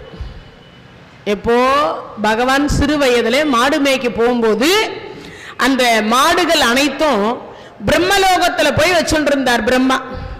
அப்படி பிரம்மலோகத்துல கொண்டு போய் வைத்திருக்கிற பொழுது இந்த பகவான் எப்படியும் நம்மளை தேடி வருவார் அப்படின்னு அவர் நினைச்சார். ஒரு வருஷம் ஆயும் வரவே இல்லை, பகவான் போகவே இல்லை. ஏன்? இந்த மாடு மேய்க்க சிறுவர்களாக பகவானே அவதாரம் எடுத்தார். எல்லா மாடாகவும் கன்றாகவும் பகவானே அவதாரம் செய்தார். அவருக்கு என்ன சொல்லியா கொடுக்கணும்? ஒரு அவதாரமா எடுக்க போறார். அவர் நினைத்தால் கோடி அவதாரம் வேண்டுமானாலும் எடுக்கலாம் இல்லையா? காக்கும் கடவுள் 8 லட்சுமி நாயகன் மும்மூர்த்திகளில் ஒருவர். அவர் நினைச்சா எவ்வளவு வேணா. பிரம்மாவினுடைய கர்வத்தை அடக்குவதற்காக பகவான் தானே பசுவாகவும் கன்றாகவும் அந்த பசுவையும் கன்றையும் மேய்க்கக்கூடிய பிள்ளைகளாகவும் மாறினார். ஒரு நாள் 2 நாள் இல்லை, 1 வருட காலம். அப்படி மாறினதோட மட்டும் இல்லை, எந்தெந்த வீட்டுக்கு எந்தெந்த பசுமாடுன்னு போச்சு. எந்தெந்த வீட்டு பிள்ளைகள் யார் யார் பிள்ளைகள்னா அந்த பிள்ளைகள் ரூபத்திலேயே இறைவன் போனாரா. அப்ப எவ்வளவு கோகுல வாசிகள் புண்ணியம் பண்ணியிருக்காங்கன்னு பார்க்கணும் இல்லையா? அவரே பிள்ளையா போய் அந்த பிள்ளைகள் ரூபத்துல இருந்த அந்த அப்பம்மா தாய்ப்பாசத்தையும் அவர் வாங்கி இருக்கிறார் இல்லையா? அப்ப எப்படி இருக்கும்? பசுக்களாகவும் அவரே இருந்திருக்கிறார் இல்லையா? அந்த யார் கர்வம் தீர்த்தது? பிரம்மதேவனுடைய கர்வம் தீர்ந்து அவரே கொண்டு வந்து சுவாமி மன்னிச்சிருங்கன்னு அந்த பசுவையும் கன்றையும் குழந்தைகளையும் கொடுத்துட்டு போயிட்டார்.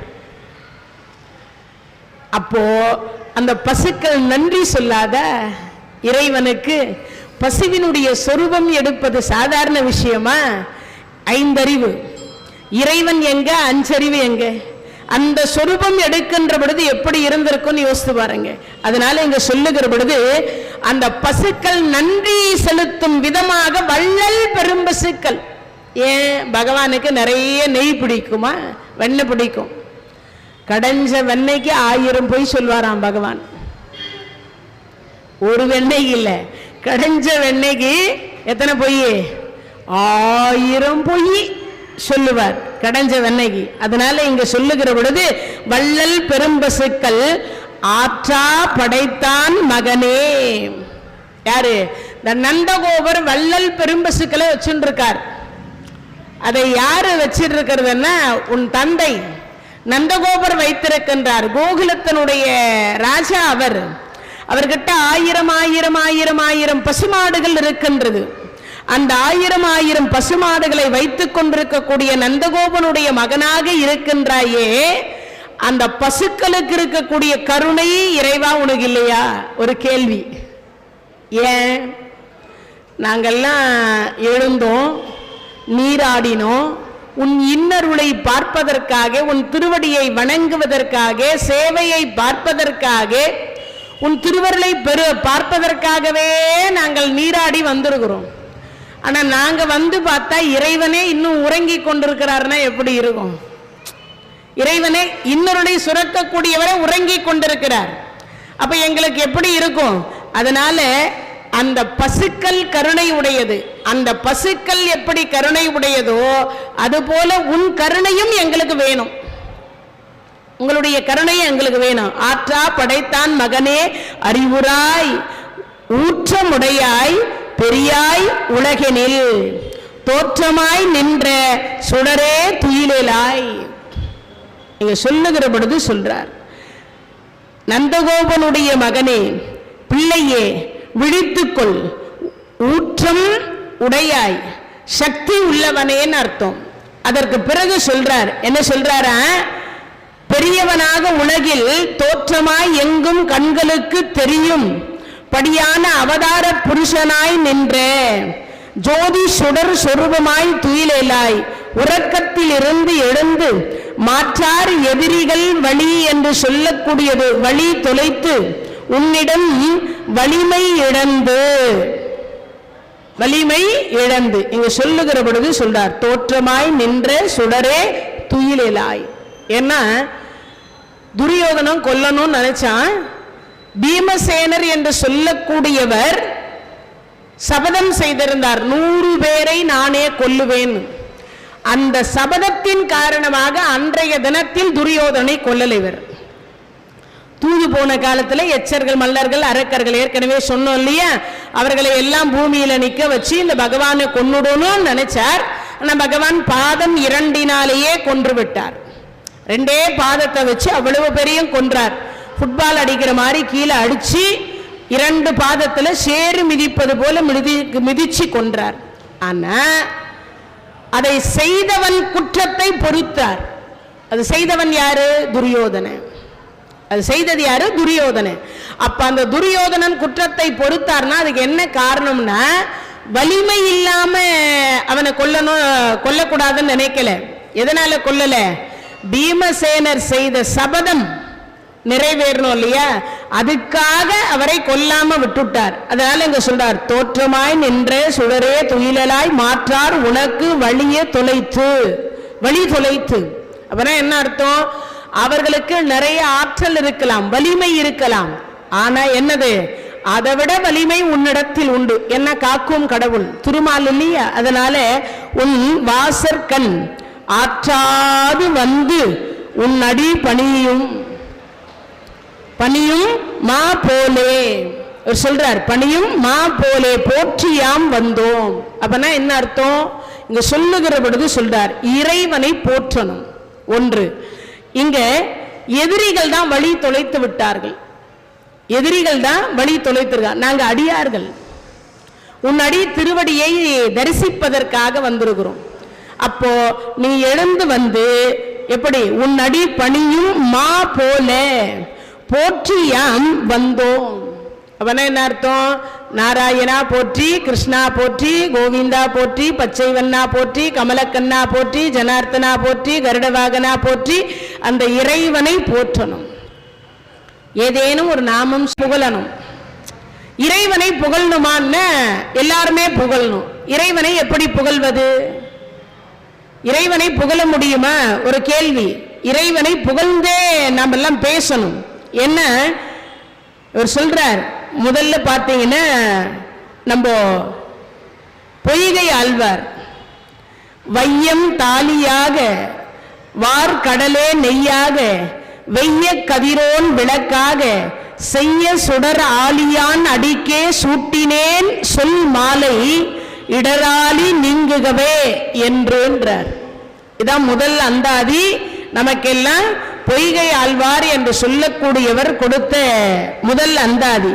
அப்படி சொல்லுகிற பொழுது சொல்றார், என்ன சொல்றாரா, நம்மளால முடிஞ்ச வரைக்கும் அவர் என்ன முதல்லயே அறிவு வையத்தை, இந்த வையத்தை, இந்த உலகையே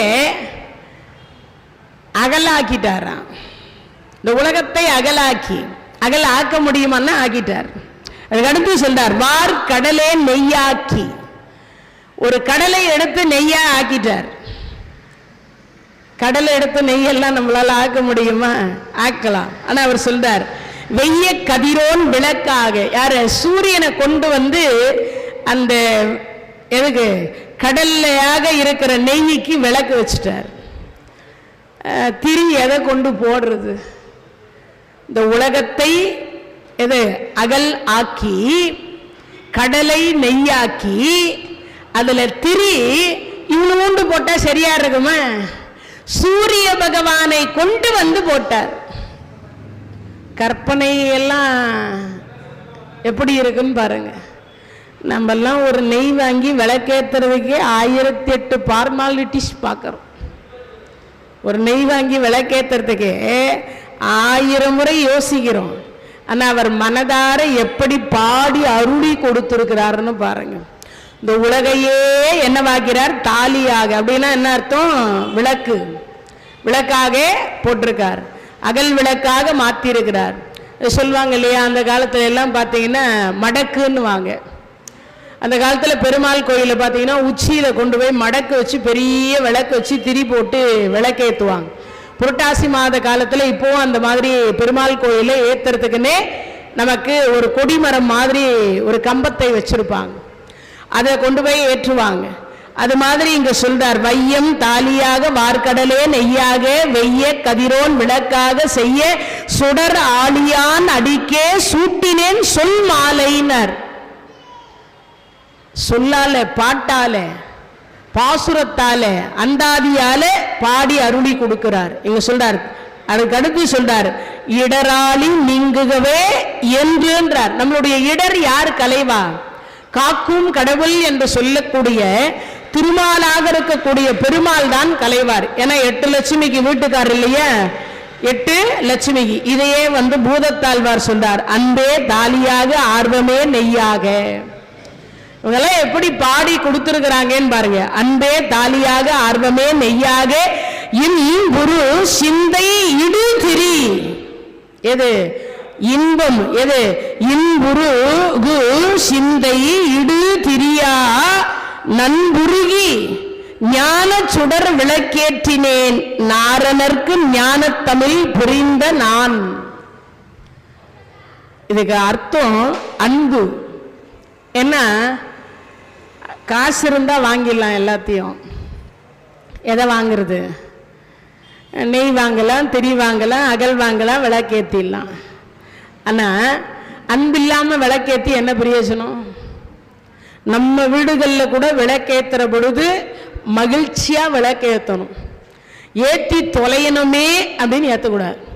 யாரோ பக்கத்து வீட்டில் விளக்கேற்றுறா, அந்த வீட்டில் விளக்கேற்றுறான்னு ஏற்றக்கூடாது. என்ன பண்ணணும்? நமக்கு நலம் கிடைக்கும், நமக்கு நலம் கிடைக்கும், நோய் தீரும், வறுமை தீரும், பிறவி தீரும், பிறவி பெருங்கடல் நீந்துவோம், பிறவி பெருங்கடல்ல நீந்திடுவோம். இது எல்லாமே நம்ம தலைமுறைக்கு ஒருவர் விளக்கேற்றுறாருன்னு வச்சுக்கோங்க. நமக்கு மட்டுமானா இல்லை, 7 தலைமுறைக்கு வருமா. இப்ப இருக்கக்கூடிய நிறைய செல்வந்தர்கள் சாமி கும்பிட்றதுல வர்றதுல அப்படின்னு சில பேர் நினைக்கிறோம். அவங்கெல்லாம் அவங்க அப்பா அம்மா தாத்தா பாட்டி எல்லாம் முன் ஜென்மத்தில் சேர்த்து வச்சுட்டான். எதை? இறைவனை வணங்கி வணங்கி வணங்கி வணங்கி அப்போதைக்கு இப்போதே சொல்லி வைத்தேன் அரங்கத்தரவனை பள்ளியானு. அப்ப இருக்கிறதுக்கு இப்ப சொல்லிட்டாங்க. அப்ப செஞ்சதனுடைய பலனை இப்ப அனுபவிக்கிறார். இப்ப செய்யாம விட்டுட்டான்னா அடுத்த ஜென்மத்துல துன்பப்படுவான்னு அர்த்தம். அடுத்த ஜென்மத்துல துன்பப்படுவா. அதுக்கு சொல்லிக்கலாம், 1ஆம் தேதியிலிருந்து 30ஆம் தேதி வரைக்கும் வேலை செஞ்சாதான் சம்பளம். வார சம்பளமா இருந்தா திங்கட்கிழமையிலிருந்து சனிக்கிழமை வரைக்கும் வேலை செஞ்சா சம்பளம். அதுக்கப்புறம் பார்த்தீங்கன்னா நமக்கு ஒரு நாள் கூலினா காத்தாலிருந்து சாயங்காலம் வரைக்கும் வேலை செஞ்சால் சம்பளம். இந்த ஜென்மத்தில் நாம் எல்லாம் வேலை செஞ்சா அடுத்த ஜென்மத்தில் அனுபவிக்கலாம்னு அர்த்தம். இந்த ஜென்மத்தில் வேலை செஞ்சா அடுத்த ஜென்மத்தில் அனுபவிக்கலாம். அதை தான் இங்க சொல்றார். அன்பே தாலியாக ஆர்வமே நெய்யாக இன்புருகு சிந்தை இடு திரியாக நன்புருகி ஞான சுடர் விளக்கேற்றினேன் நாரணருக்கு ஞானத்தமிழ் புரிந்த நான். அப்போ அன்பாக விளக்கேற்றணும், ஆர்வமாக இருக்கணும். விளக்கேற்றுறதுக்கு ஒரு ஆர்வம் இருக்கணும். அந்த ஆர்வத்தை நெய்யாக ஆக்கணும். இன்புருகு சிந்தை ஒருநிலைப்படுத்தணும். எதை ஒருநிலைப்படுத்தணும்? பகவான் மேல சிந்தனையாக இருக்கணும். பாண்டவர்கள் 5 பேர், 5 பேரை ஒரு பெண் மணந்து கொண்டாள். மணந்து கொண்டு அவள் இல்லறம் நடத்தினார். ஊரார் உலகத்தவர்கள் 1000 பேசினாங்க, ஆனா அதை பத்தி சிந்தனை இல்லை. பட்டப்பகல நட்டநடு சபையில சூதாடி நாட்டை தோத்தார், நகரத்தை தோத்தார், பொன்னை தோற்றார், பொருளை தோற்றார், கடைசியில பாத்தீங்கன்னா தம்பியை தோத்தார், தன்னை தோற்றார், மனைவியும் வச்சு தோத்தார். தர்மராஜா எல்லாம் தோத்தாச்சு. அடிமைகளுக்கு ஆடை எதற்குன்னு துரியோதனன் சொல்றான். சொல்லி முடிச்ச உடனே பட்டப்பகல நட்டநடு சபையில ஒரு பெண்ணின் சேலையை பிடிச்சு இழுக்க சொல்றான் துரியோதன. இழுக்கிறான் துச்சாதன. இந்த மாதிரி நினைச்சா நம்ம ஆடைய மானத்தை காப்பாத்திக்கலாம். எவ்வளவு நேரம் முடிக்க முடியும்? ரஜசுதை அந்த அம்மா, ஒற்றை ஆடை, வீட்டு விளக்கு அந்த அம்மா. 2வது நாள் எப்படி இருக்கும்னு பாருங்க. அந்த அம்மாக்கு எவ்வளவு துன்பமா இப்படி பிடிச்சுக்கிட்டா. பிடிச்சிட்டு இருந்தவ பார்த்தா திக்கற்றவருக்கு தெய்வம் தோண. ஒரு கையை மேல போச்சு, இறைவன் காட்சி கொடுக்கல. 2 கையும் மேல தூக்கணும். சரணாகதி அடைந்தால். அப்படி அடைந்த பொழுதுதான் இன்புறு சிந்தனை இடு திரியாக சொல்ற இல்லையா? அந்த சிந்தனை முழுக்க முழுக்க முழுக்க இப்போ பதட்டம். நமக்கு என்னாவது நம்ம மானம் போயிடுமோ பதட்டம் இருக்கும்ல. ஆனா அவளுக்கு எந்த பதட்டமும் இல்லை. ஏன்? உன்னை சரணாகதி அடைந்து விட்டேன், நீ காப்பாற்றினால் நீ கடவுள், என் மானம் போனா நீ கடவுள் இல்லை. இதுவரைக்கும் நான் உன்னை வணங்கியது நிஜமாக இருக்குமே ஆனால், நான் பதிவிரதையாக இருப்பேனே ஆனால், காப்பாற்ற வேண்டியது யார் கடன்? உன் கடன் தானே. அதனால இங்க சொல்லுகிறார் அன்பே தாலியா ஆக சொல்லுகிற பொழுது சொல்றார் என்ன? அன்பே தாலியாக ஆர்வமே நெய்யாக இன்புறு சிந்தை இடுதிரியாக. சிந்தனை ஒரு நிலையில இருக்கணும். நீங்க எவ்வளவு நேரம் சாமி கும்பிடுறீங்கன்னு பெரிய விஷயம் இல்லை. அருணகிரி பெருமான் சொல்றார், சரண கமலாலயத்தை அரை நிமிஷ நேரமட்டில் 30 செகண்ட் போதும் இறைவனை தன் வசப்படுத்துவதற்கு, வணங்குவதற்கு. சில பேர் சொல்றா 3 மணி நேரம் பூஜை பண்ணேன், 5 மணி நேரம் பூஜை பண்ணேன் சொல்றோம்ல. அதெல்லாம் உண்மையான்னா பூஜை பண்ணியிருப்போம். என்ன பண்ணியிருப்போம்? அங்க உட்காந்துக்கிட்டு என்ன பண்ணியிருப்போம்? அடுப்பில் பால் வச்சுமே ஆஃப் பண்ணோமா, பீரோவை திறந்தமே அதை மூடணுமா, சாயங்காலம் ஹாஸ்பிட்டலுக்கு போகலாமா வேண்டாமா, காய்கறி வாங்கணுமா வேண்டாமா, அப்புறம் எண்ணெய் இருக்குது எண்ணெய் இல்லை, இதெல்லாம் அங்கே தான் வரும் சிந்தனை. இதுக்கு பேர் பூஜைய? ஒன்றும் வேண்டாம், உலகத்தை மறந்துடணும். இதை மறந்துடணும். அப்பா அம்மா கணவர் மனைவி மக்கள் உற்றத்தார் சுற்றத்தார் பொன் பொருள் எல்லாத்தையும் மறந்து இறைவனே என்று ஒரு 30 செகண்ட் இருந்தா போதும். அதை தான் இங்க இவர் சொல்றார். என்ன சொல்றார்? அன்பே தாலியாக ஆர்வமே நெய்யாக இன்புருகு சிந்தை இடுதிரியாக நன்புருகி உருகணும் இறைவன் இடத்துல. கோவிந்தா பச்சைவண்ணா கார்வண்ணா கமலக்கண்ணா ஜனார்த்தனா கருடவாகனா ராட்சசமர்த்தனா காலிங்க நர்த்தனான்னு உருகனம். அந்த இறைவனை உருகனமா பேர் சொல்லணும். நாராயணா நாராயணா நாராயணா நாராயணா. பிரகலாதர் அதை தானே சொன்னார், வேற எதனா சொன்னார? பிரகலாதர் அப்பா கொடிய பாவி, குழி தோண்டி புதைச்சான், மலையிலிருந்து உருட்டி தள்ளினான், கடல்ல தூக்கி போட்டான், விஷம் கொடுத்தான், 1-2 செஞ்சான், எவ்வளவோ பண்ண. ஆனா அவர் ஏதாவது பண்ணாரான்னா ஒண்ணும் இல்லை. நாராயணா நாராயணா நாராயணா பாராயணம் செய்தார். வேற ஏதாவது பண்ணார? அந்த நாராயண நாமத்தை தவிர வேற ஒன்னும் சொல்லல. அந்த நாராயணான்னு சொன்ன அதுதான் இங்க சொல்றார் நன்புருகின்னார். அப்படின்னா என்ன அர்த்தம்? அன்பு உண்மையா இருக்கணும், அந்த அன்போடு சேர்த்து உருகணும். வள்ளலார் சொல்றார், நினைந்து நினைந்து உணர்ந்து உணர்ந்து நெகிழ்ந்து நெகிழ்ந்து ஊற்றெடும் கண்ணீர் அதனால் உடம்பு நனைந்து நனைந்துன்றார். நனைந்து நனைந்துன்றார். அப்பனா என்ன அர்த்தம்? அங்க இறைவனை பார்க்கிற பொழுது ஆனந்த கண்ணீர் வரணுமா, அந்த ஆனந்த கண்ணீர்ல இந்த உடம்பு நனையணுமா. இறைவா, இப்பிறவி போனால் எப்பிறவி வாய்க்குமோ தெரியாது, இந்த பிறவிலேயே உன்னை வணங்கி வணங்கி வணங்கி வணங்கி வணங்கி நான் சேர்த்து வச்சுக்கணும். எதை சேர்த்து வச்சுக்கணும்? திருவருளை சேர்த்து வச்சு. நம்ம எல்லாம் பேங்க் பேலன்ஸ் ஏத்துறத தான் சேர்த்து வைக்கிறோம், பேங்க் பேலன்ஸை ஏத்துறத தான் சேர்த்து வைக்கிறோம். ஆனா திருவருளை சேர்த்து வச்சுக்கிறோமா? இல்லை. அததான் இங்க சொல்றார். என்ன சொல்றார்? நன்புருகி ஞான சுடர் விளக்கு ஏற்றினேன்றார். ஞான சுடர், அறிவையே சுடராக திரியாக விளக்காக போட்டு அறிவு. ஏன்னா அறிவு இருந்தாதான் ஆண்டவனை வணங்க முடியும், இல்லைன்னா வணங்க முடியாது. இந்த சின்ன சின்ன குழந்தைங்களை கூட்டு வரமே, அது குறுக்க போகும், நெடுக்க போகும், அந்த பக்கம் போகும், இந்த பக்கம் போகும். சாமி கும்பிடு, நான் போமா எப்போ பார்த்தாலும் சும்மா சும்மா சாமி கும்பிடுன்ற சொல்லும். 16 வயது, கிட்டத்தட்ட 14 வயதுக்கு மேலே தான் 6வது அறிவே ஸ்டார்ட் ஆகும். அது வரைக்கும் 5 தான் இருக்கான். 6வது 14க்கு மேலே வரும்போது தான் தொடக்கத்துக்கே போகுதான், இல்லையா? அப்போ இந்த குழந்தைகளுக்கு அந்த மாதிரி இருக்கும், இல்லையா? அப்ப அறிவுன்னு ஒண்ணு இருந்தாதான் ஆண்டவனை வணங்க முடியும். இங்க சொல்றார், ஞான சுடர் விளக்கு ஏற்றினேன் நாரணர்க்குன்னார். ஞானத்தை, அறிவை சுடராக ஆக்கி, ஒளியாக ஆக்கி, அதனுடைய மூலியமாக ஒரு விளக்கேற்றினேன் நாரணர்க்கு, ஞான தமிழ் புரிந்த நான் அப்படின்னார். அப்போ அறிவிருந்தால் ஆண்டவனை வணங்கலாம், அறிவிருந்தாதான் ஆண்டவனை வணங்கலாம். அப்போ அறிவோடு நாம இறைவனை வழிபாடு செய்யணும்னு அர்த்தம். ஏன்னா நிறைய பேர் என்ன நினைக்கிறோம், இது கல்லு, இது கட்டை, இதெல்லாம் சொல்றோமா இல்லையா? ஏன்னா நிறைய பேரு உள்ள இருக்கக்கூடிய மூலவரை பார்த்து சில பேர் சொல்றாங்க இது கல்லுன்றாங்க, சில பேர் கட்டைன்றாங்க. உண்டா இல்லையா? அதெல்லாம் அப்பனா என்ன அர்த்தம்?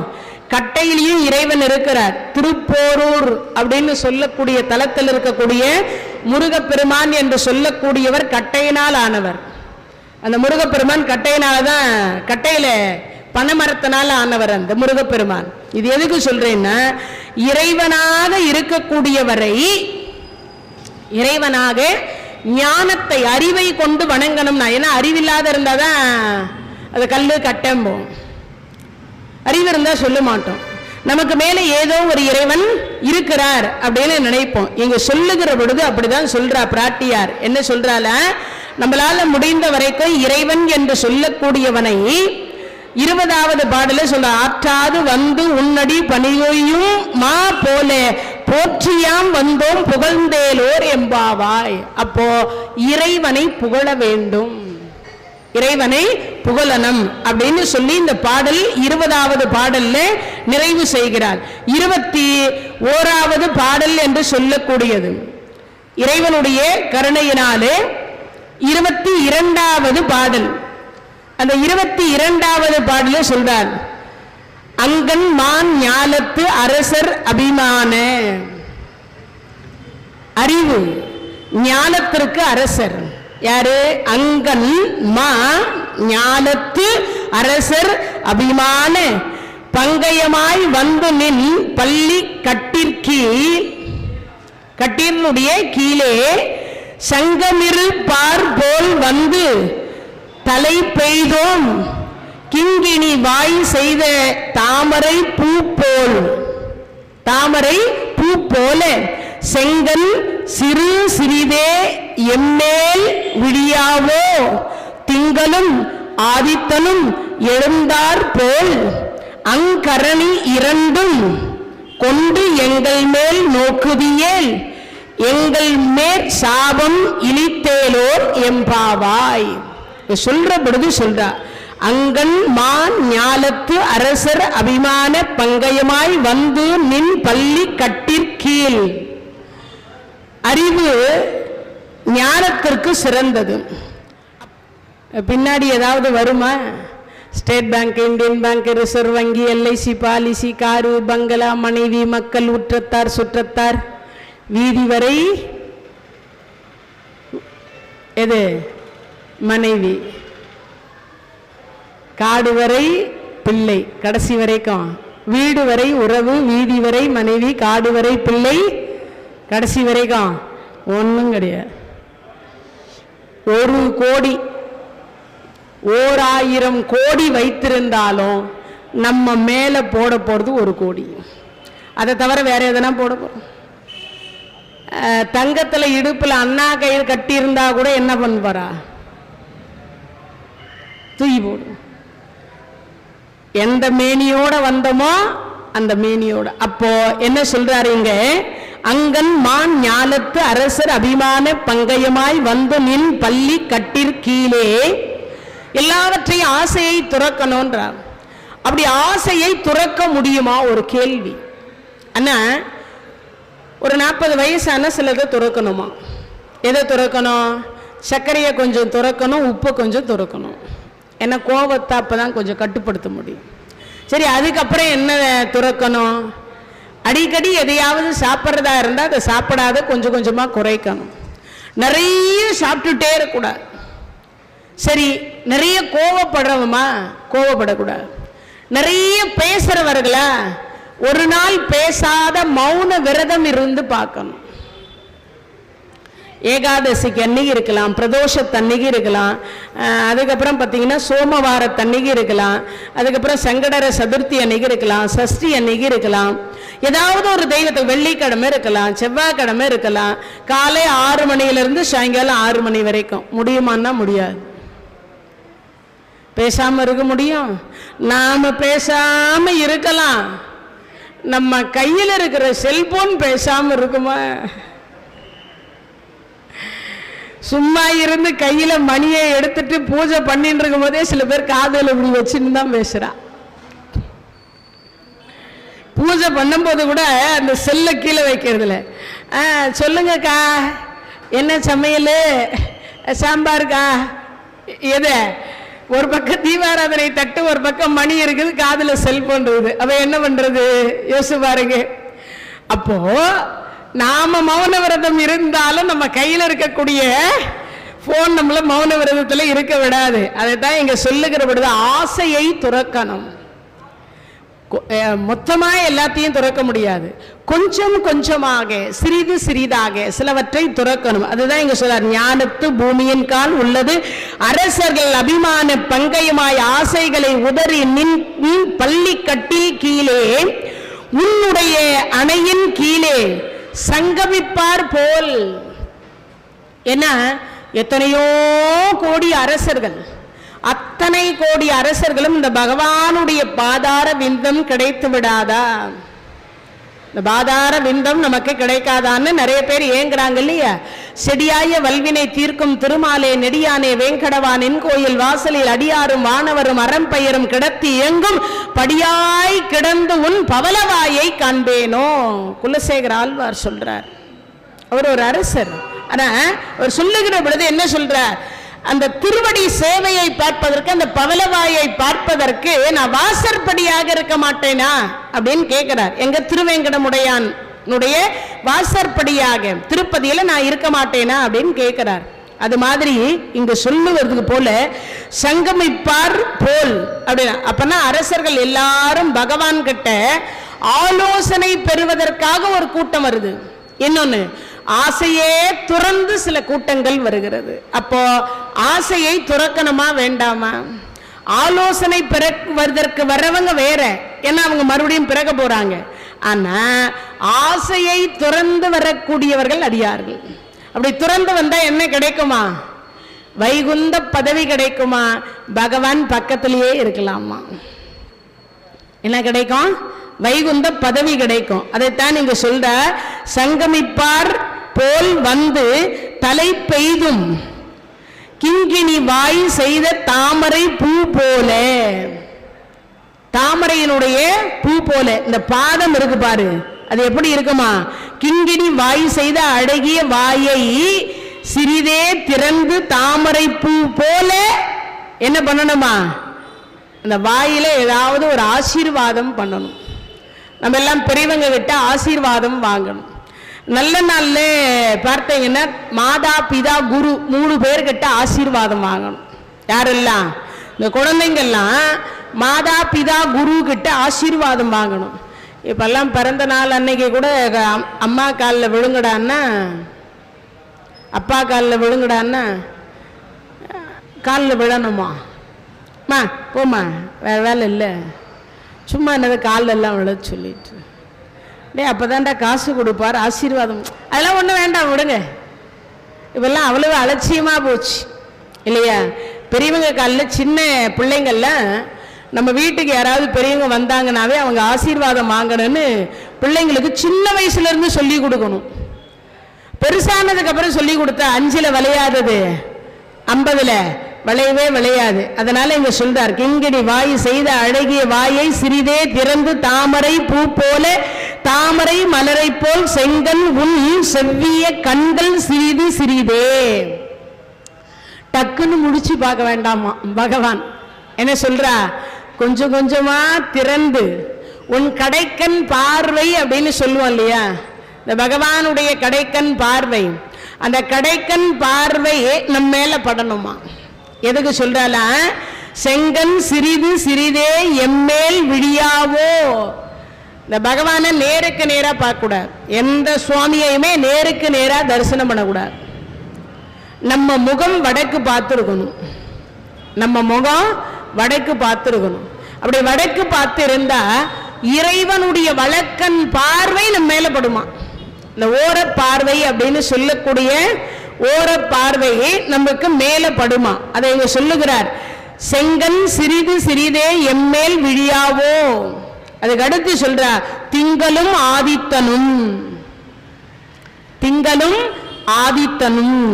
திங்கள்னா சந்திர பகவான், ஆதித்தன்னா சூரிய பகவான். எழுந்தார் போல், திங்களும் யாரு வந்துட்டது, அப்பனா என்ன அர்த்தம்? திங்கள் ஆதித்தன், சந்திரனும் சூரியனும் எழுந்தார் போல், எழுந்திருப்பது போல் நம் கண் இரண்டும். யாரு? பகவானுடைய கண் இரண்டும் என்ன பண்ணுவான்? அழகிய கண்கள் இரண்டிலும் எங்கள் மேல் நோக்குதியேல். இந்த பகவானுடைய பார்வை படணும். அப்ப அந்த பகவானுடைய பார்வைப்பட்டா நமக்கு நோய் வராது. இன்னைக்கும் பாத்தீங்கன்னா தென்னாடு சைட்ல இருக்கக்கூடிய கோயிலுக்கெல்லாம் போனீங்கன்னா சட்டைக்கட்டை சொல்லுவாங்க. திருச்செந்தூர், மதுரை, தூத்துக்குடி, ராமேஸ்வரம் இந்த மாதிரி தலங்கள் அந்த பக்கம் தென்னாடு சைடு போனீங்கன்னாவே சட்டை கழட்டிட்டு தான் கருவறைக்கு ஆண்களை போக சொல்லுவாங்க. அதுக்கு என்ன காரணம்னா, அந்த பிரகாசமான ஒளியாகப்பட்டது அவர்கள் மேனியில பட்டால் அவர்களுக்கு ஆயுள் விருத்தி அடையும், நோய் வராது. இன்னொன்று, ஆன்மா என்று சொல்லக்கூடியது பலம் பெறும். அதை விட என்னன்னா சாந்த குணம் வருமா, கோபம் வராதான். தேகம் வைரம் பாஞ்சி இருக்குமா. இந்த தேகம் வைரம் பாஞ்சி இருக்கும். இடுப்புக்கு கீழே துரியோதனனுக்கு மனித சரீரம், இடுப்புக்கு மேல வெங்கல சரீரம் துரியோதனன். அது காரணம் என்ன தெரியுமா? அவங்க அம்மா என்று சொல்லக்கூடிய காந்தாரி அவ போருக்கு புறப்பட போகிறான். அந்த போருக்கு புறப்படும் போது, ஏன்னா அவ உலகம் வீட்டுக்காருக்கு கண்ணு தெரியாதன உடனே கண்ணை கட்டிக்கணும். மகா மகா மகா மகா பதிவிரதே, வீட்டுக்காருக்கே 36 ஆண்டு காலம் கழித்து உன் எதுகுலம் அழிய கடவுதுன்னு சாபம் கொடுத்துவேன். எதுக்கு? எதுகுலத்துக்கே சாபம் கொடுத்தவன். அப்பேற்பட்ட பதிவிரதா தர்மம். ஏன்னா கணவனே கண் கண்ட தெய்வம். வீட்டுக்கார் கருப்பா சிவப்பா தெரியாது, 100 பிள்ளைகள் கருப்பா சிவப்பா தெரியாது. துச்சலைன்னு ஒரு பெண் குழந்தைய பார்த்தா கருப்பா சிவப்பா தெரியாது, எதுவுமே தெரியாது. வீட்டுக்காருக்கு கண்ணு தெரியலன்னா உடனே பட்டுப்புடவைய கிழிச்சு முந்தானைய கிழிச்சு கட்டிட்டா. என் கணவர் பார்க்காத உலகத்தை நான் பார்க்க மாட்டேன், அவ்வளவு பதிவிரதை. அந்த பதிவிரதா தர்மத்தை வச்சு தம் பிள்ளைய வெற்றி பெற வைக்கணும்னு நினைக்கிறா. அப்ப சொல்லிட்ட, நாளைக்கு போருக்கு போறதுக்கு முன்னாடி விடியற்காலை பிரம்ம முகூர்த்தத்தில் என் ஆசீர்வாதத்தை நீ பெற்றுக்கொள் அப்படின்னு சொன்ன. என் ஆசீர்வாதத்தை நீ பெற்றுக்கோ. எல்லா வேலைக்காரனுக்கும் லீவ் விட்டான், எல்லாரும் போயாச்சு. அப்படி எல்லாரும் போனதற்கு பிறகு இவன் பிறந்த மேனியோட வர சொன்னான். அந்த அம்மா பிறந்த மேனியோட இவன் போறான். அவனுக்கு வயசு கிட்டத்தட்ட ஒரு 70 வயசு இருக்கும்னு வச்சுக்கோங்களேன். யுத்தம் நடக்கின்ற பொழுது அப்ப அந்த 70 வயசுல இருக்கிறவன் போகிற பொழுது அவன் மேனி எப்படி இருக்கும்னு யோசிக்கணும். பிறந்த மேனியோட அம்மா கிட்ட போறான். பதிவிரதா தர்மத்தை கொண்ட அந்த அம்மா ஞான விழியால் அவன் தேகத்தை இந்த கையால தடவி கொடுக்கிறான். ஒரு மந்திரம் சொல்லி, இந்த பதிவிரதா தர்மத்துக்கு ஒரு மந்திரம் இருக்கு. அந்த மந்திரத்தை சொல்லி தடவி கொடுத்தால்னா அவனை யாராலையும் கொல்ல முடியாது. ஏன்னா துரியோதனை கொல்லுவதாக பீமசேன சபதம் பண்ணிக்க 100 பேரை நானே கொல்லுவேன். இப்ப அதை தடவி கொடுத்தாங்கன்னா அந்த உடம்பு வைரம் மாதிரி ஆயிடும். என்ன பானம் போட்டாலும் என்ன பண்ணாலும் அவனை யாராலையும் கொல்ல முடியாது. இவ என்ன பண்றது, அந்த தேகத்தை வெங்கல சரீரமா மாத்தி விட்டான். இந்த பகவான் பார்த்தார், இவன் போறான போகும்போது பார்த்தாரு, துரியோதனா சேம் சேம் பப்பி சேம்னா, கிருஷ்ணா நீ எப்படி இப்படி உள்ள வந்தேன்னு. நான் தான் எல்லாருக்கும் லீவு கொடுத்து அனுப்பிச்சிட்டேன், நீ எப்படி உள்ள வந்த? இல்ல காத்து வாங்கலான்னு வந்தேன், ஆனா இப்படியும் காத்து வாங்க முடியும்னு எனக்கு இன்னைக்கு தான் தெரிஞ்சதுன்னார். ஒரு தூண் மரப்புல போய் துரியோதனை நின்றுக்கிட்டான். ஜான் பிள்ளை ஆனாலும் ஆண் பிள்ளை, இடுப்புல அரை நான் கயிறு இல்லாம போகலாமான்னு அங்க ஓடிக்கொண்டிருந்த வெத்தலை கொடியை கட் பண்ணி இடுப்புல கட்டி விட்டார். அந்த அம்மா மந்திரம் சொல்லிண்டே வர, ஞான பார்வையினால மந்திரம் சொல்லி தடவிக்கிட்டே வர. இந்த இடுப்பு அந்த வந்த உடனே அந்த கயிறு மூலியமாக அந்த கொடியின் மூலியமாக மந்திரம் பாதியில நின்று போச்சு. அப்பதான் காந்தாரி கேட்டா, உன்னை யார? நான் தான் என்ன சொன்னேன், பிறந்த மேனியோட வந்து சொன்னேன். அம்மா நான் அப்படிதாம்மா வந்தேன், இந்த திருட்டு கிருஷ்ணன் இடையில ஒரு கொடியை கட்டி அமுச்சுட்டான்னார். சொன்ன அடுத்த வினாடி பார்த்தார், எல்லாம் விதிவசம், தர்மம் எங்கு உளதோ அங்கு வெற்றி உண்டாகும்னு வாழ்த்தி அமிச்சா. அதனாலதான் துரியோதனன் இறந்தான். அந்த ஞான பார்வை என்பது அவன் மேல பட்டது, தாயினுடைய ஞான பார்வை, பதிவிரதா தர்மத்தினுடைய பார்வை அவன் தேகத்துல பட்டதனால இடுப்புக்கு கீழே அவனுக்கு மனித சரீரம், இடுப்புக்கு மேல வெங்கல சரீரம். ஆனா கதை யுத்தத்துல இடுப்புக்கு கீழே அடிக்க கூடாது. இடதுசாரி வலதுசாரியாகி இருவரும் சண்டை போடுகிற பொழுது பகவான் அப்படி தொடைய தட்டி தட்டி காமிச்சார். ஏன்னா மைத்ரேய முனிவர் சாபம். இவன் என்ன பண்ண, அந்த பட்டப்பகல நட்டு நடு சபையில 13,60,000 அரசர்கள் அமர்ந்து கொண்டிருக்கின்ற பொழுது இவன் ஒரு வார்த்தை சொன்னான். என்ன பண்ணா, ஏற்கனவே 5 பேரை கல்யாணம் பண்ணிட்டு இருக்கல்ல, 6வதா எங்கள யாரையாவது ஒருத்தர் தேர்ந்தெடுத்துக்கோ, அப்படி இல்லையா தம்பி அவளை தூக்கிட்டு வந்து என் தொட மேல உட்காரவேன்னு இடது தொடையே அவன் தட்டி காமிச்சான். வலது தொடை பிள்ளைகளுக்கு, மருமகளுக்கு, பேரம்பேத்திங்களுக்கு, இந்த வலது பக்கம் தாய்க்கு, இந்த இடது பக்கம் மனைவிக்கு மட்டுமே சொந்தமானது. அவன் இடது தொடையை தட்டி கொண்டு வந்து உட்காரவையேன்னு சொன்னான். அதனால துடை முறிந்து மால கடவது என்கின்ற திரௌபதி சாபம் கொடுத்தார். திரௌபதி சாபம் கொடுத்தார். அந்த சாபத்தின் காரணமா இப்ப பகவான் தட்டி காமிச்சார். அப்பதான் பீமசேனருக்கு நினைவு வந்தது. அவன் மேலே எழும்புகிற பொழுது இவர் கீழே இருந்து அடிச்சார். இது எதுக்கு இந்த கதையை சொல்றோம்னா, பார்வையினால் நலம், பார்வையினால நலம். நோய்வாய்ப்பட்டு இருக்கும் குழந்தைங்க, அப்பாவோ மற்றவங்களோ யார் பார்த்திருந்தாலும் அந்த குழந்தை நலம் பெறாது. அம்மா தூக்கி கொஞ்ச நேரம் அப்படி வச்சிருந்து ஒரு தோல்ல போட்டு அப்படி ஒரு 2 தட்டு தட்டினால்னா அது சரியா போடும்.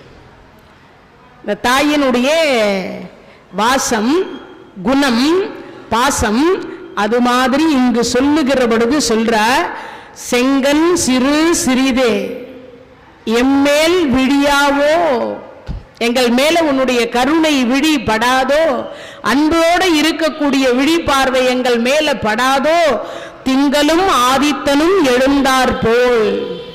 திங்களும் ஆதித்தனும் சந்திர பகவானும் சூரிய பகவானும் இந்த கிழக்குல இருந்து உதிப்பார்கள் அல்லவா, அதுபோல உன் பார்வை என்று சொல்லக்கூடியது சிறிது சிறிதாக எங்கள் மேல கொஞ்சமாவது அப்படி படுகிற பொழுது எழுந்தார் போல் அங்கனி இரண்டும், என்னது இரண்டும் கொண்டு எங்கள் மேல் நோக்குதியேல். அந்த கண் பார்வை, 2 கண்ணினுடைய பார்வை எங்கள் மேல பட்டுவிட்டால், நோக்கிவிட்டால் நாங்க என்ன பண்ணுவோம்? எந்த குறையும் இருக்காது. ஏதாவது குறை வருமா? பகவான் 8 லட்சுமிக்கு வீட்டுக்கார். 1 லட்சுமி பார்த்தாவே நமக்கெல்லாம் என்ன தெரியாது? தனலட்சுமி பார்த்தாவே நமக்கெல்லாம் கண்ணு தெரியாது. பணம் வந்தா கண்ணு தெரியுதா? முதல்ல நடந்து வந்தாங்களாம் கோயிலுக்கு. அம்மா பெரியபாளையத்தம்மா, நான் நடந்து வரேன், எனக்கு முன்னாடி போறவங்கெல்லாம் சைக்கிள்ல போறாங்க. அம்பாள் கருணை பண்ணி சைக்கிள் கொடுத்தான். சைக்கிள் மிதிச்சுட்டு போறார். முன்னாடி போறவங்கெல்லாம் டிவிஎஸ்ல போறாங்க, கருணை பண்ணி கொடுத்தா. முன்னாடி போறவங்கெல்லாம் பெரிய பைக்ல போறாங்க, குடும்பம் பெருசாயிடுச்சு, பைக்கு கொடுத்தார். முன்னாடி போறவங்கெல்லாம் கார்ல போறாங்க, 2 வீலர் போச்சு, 4 வீலர் வந்தது. இப்ப டிரைவர் சொல்றார், ஐயா எப்பயும் பெரியபாளையத்தம்மா கோயிலுக்கு போயிட்டு போவீங்களே, வண்டி அப்படி ஓரமா நிக்க வைக்கிறேன், போயிட்டு வாங்க. பெட்ரோல் விற்கிற விலைவாசியிலே பெரியபாளையத்தம்மாவது அந்தம்மா எங்க போற, நான் எங்க போறேன்? அங்க ஆடிட்டர் வெயிட்டிங், சீக்கிரமா போ, டிராபிக்ல போய் சேரணும். அவன் என்ன பண்ணான்? நேரா கொண்டு போய் ஓரமாகிற மரத்துல மோதிட்டான். நடந்து போகிற பொழுது இருந்த ஆர்வம், சைக்கிள்ல போகிற பொழுது இருந்த ஆர்வம், அப்புறம் 2 வீலர்ல போகிற பொழுது இருந்த ஆர்வம், பக்தி, 4 வீலர் வந்ததுமே மறந்து போயிடுது. உண்டா இல்லையா?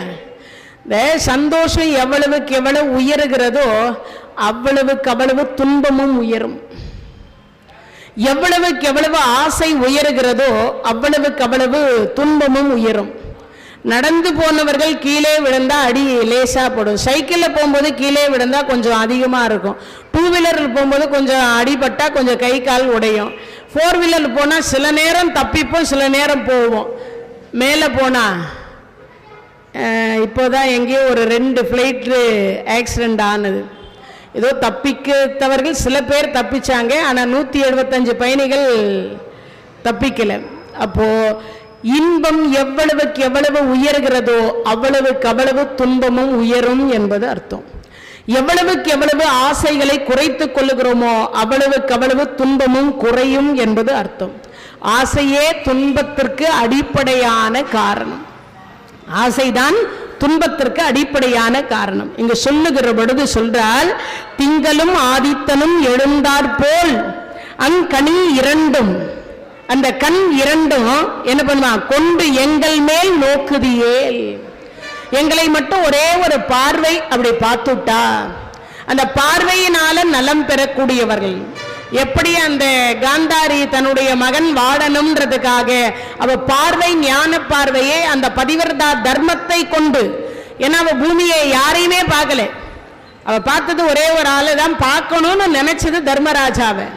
கடைசியா பார்த்தீங்கன்னா தர்மா, இந்த உலகமே தர்மராஜா வாழ்க, தர்மராஜா வாழ்க, தர்மராஜா வாழ்க என்ன மகாபாரத யுத்தத்துல எல்லாரும் இறந்துட்டாங்க. கடைசியா துரியோதனன் அஸ்வத்தாமா கிட்ட சொல்றார், சஞ்சீவ முனிவர்கிட்ட சொல்றார், நானே தருமன், தருமனே நான். உலகத்தில் யார் மீது கோபித்துக் கொண்டாலும் கோபித்துக்க சொல்லுங்கள், தருமன் மீது மட்டும் கோபித்துக்கு சொல்லாதீங்க. யாரு? கடைசியா துரியோதனன் சொன்ன வார்த்தை. என் தாய் தந்தையருக்கு நான் வணக்கம் சொன்னேன், அவர்கள் பேச்சை இதுவரைக்கும் நான் கேட்கல. ஒரு பிள்ளை தாய் தந்தையர் பேச்சை கேட்காதவனாக இருப்பானே, ஆனால் அவனுடைய நிலை இதுதான் என்பதை அந்த இடத்துல சொல்லி காட்டினார். யார் மேல கோவப்பட்டாலும் கோவப்படுங்க, தர்மன் மீது மட்டும் கோவப்படாதீங்க. நானே தருமன், தருமனே நான் சொன்னார். அதுக்கப்புறம் என்ன சொல்றார்? சொல்லும் பொழுது, என் பிள்ளையே உன்னை உயர்த்தி சொல்லிட்டு போய்கிறானே, இந்த உலகம் முழுவதும் தர்மராஜா வாழ்கைன்னு சொல்லுதே. பெத்த பிள்ளைங்க 100 பிள்ளைங்களை பார்க்கணும்னு ஆசைப்படல, துச்சலையை பார்க்கணும்னு ஆசைப்படல. அதுக்கப்புறம் ரொம்ப நல்லவன் விகர்ணன், அவன் இறந்த பொழுது கூட கண்கட்டா வச்சு அவனை பார்க்கணும்னு தோணலை. யாருக்கு? இந்த காந்தாரிக்கு. ஆனா தருமரை பார்க்கணும்னு ஆசை. ஏன்னா அவ்வளவு தர்மம் தவறாமல் நடந்தவர் தர்மராஜா. அவரை பார்க்கணும்னு ஆசைப்பட்ட அந்த காந்தாரி, சரி எடுத்த உடனே கண்ணை திறந்து பார்த்துடலாமா? பார்க்க கூடாது. எப்படி பார்க்கறது?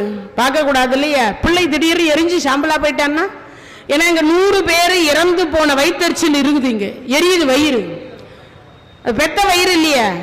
அதனால ஏதாவது எரிந்து விட்டால் என்ன செய்வதுன்னு சரி எதுக்கும் வலது காலம் முதல்ல பார்ப்போன்னு கொஞ்சம் கண் பார்வையை அப்படி விளக்கி வலது கண் பார்வையை பார்த்த உடனே அது திகுதிகுன்னு பத்தி எரிஞ்சது. தர்மராஜாவினுடைய கட்ட விரல் எரிந்தது. இன்னைக்கும் தர்மராஜா சிலை என்று சொல்லக்கூடியது வடிவமைத்தார்கள். ஆனால் வலது கால் கட்ட விரல் மட்டும் கருப்பாதான் அதை பெயிண்ட் பண்ணுவாங்க. இன்னைக்கு வரைக்கும் அது நீதி இருக்கு. இது எதுக்கு சொல்றேன்னா, ஒரு பார்வை என்று சொல்லக்கூடியது அவ்வளவு உன்னதமானது. அதனாலதான் ஆண்டாள் நாச்சியார் இங்கு சொல்லுகிற பொழுது என்ன சொல்றா?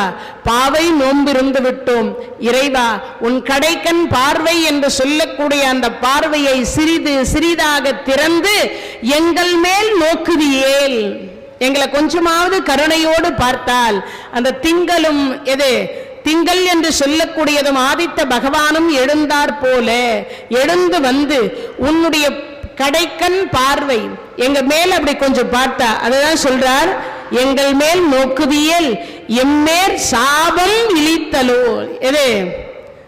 சாபம்னு ஒண்ணு, சாபம்னா என்னது? எங்கள் துன்பம், எங்களுடைய துன்பம் எல்லாம் என்ன ஆகும்? பறந்து போகும். ஏன் 1 லட்சுமி இல்லை 8 லட்சுமி இல்லையே, 8 லட்சுமிக்கு வீட்டுக்காரர் இல்லையா? அதுல ஏதாவது ஒரு லட்சுமி பார்த்தால் கூட நமக்கு என்ன போயிடுமா? சாபம் விலகிவிடும். சாபம்னா பிறப்புன்னு ஒரு அர்த்தம், சாபம்னா ஆசைன்னு ஒரு அர்த்தம், சாபம்னா நம்மளுடைய துன்பங்கள் அப்படின்னு ஒரு அர்த்தம். வாழ்க்கையில துன்பமில்லாத வாழ்க்கை வாழ்வதற்கு யார் கருணை பண்ணணுமா? இந்த பகவான் எம்பெருமான் என்று சொல்லக்கூடியவர் நமக்கு கருணை பண்ண வேண்டும் என்று ஆண்டாள் நாச்சியார் இந்த பாடலில் நிறைவு செய்கின்றாள். நாமும் நாளைய தினத்தில் அடுத்த பாடலில் சந்திப்போம் என்று கூறி, இவ்வளவு நேரம் இந்த நிகழ்ச்சியை கேட்டுக்கொண்டிருந்த அனைத்து அடியார் பெருமக்களுக்கும் நோயற்ற வாழ்வும் குறைவற்ற செல்வமும் கிடைக்க வேண்டும் என்று சொல்லி எல்லாம் வல்ல இறைவனை வேண்டி பிரார்த்தித்துக் கொள்கிறோம். தென்னாடுடைய சிவனே போற்றி, எந்நாட்டவர்க்கும் இறைவா போற்றியே. வெற்றிவேல் முருகனுக்கு அருள்.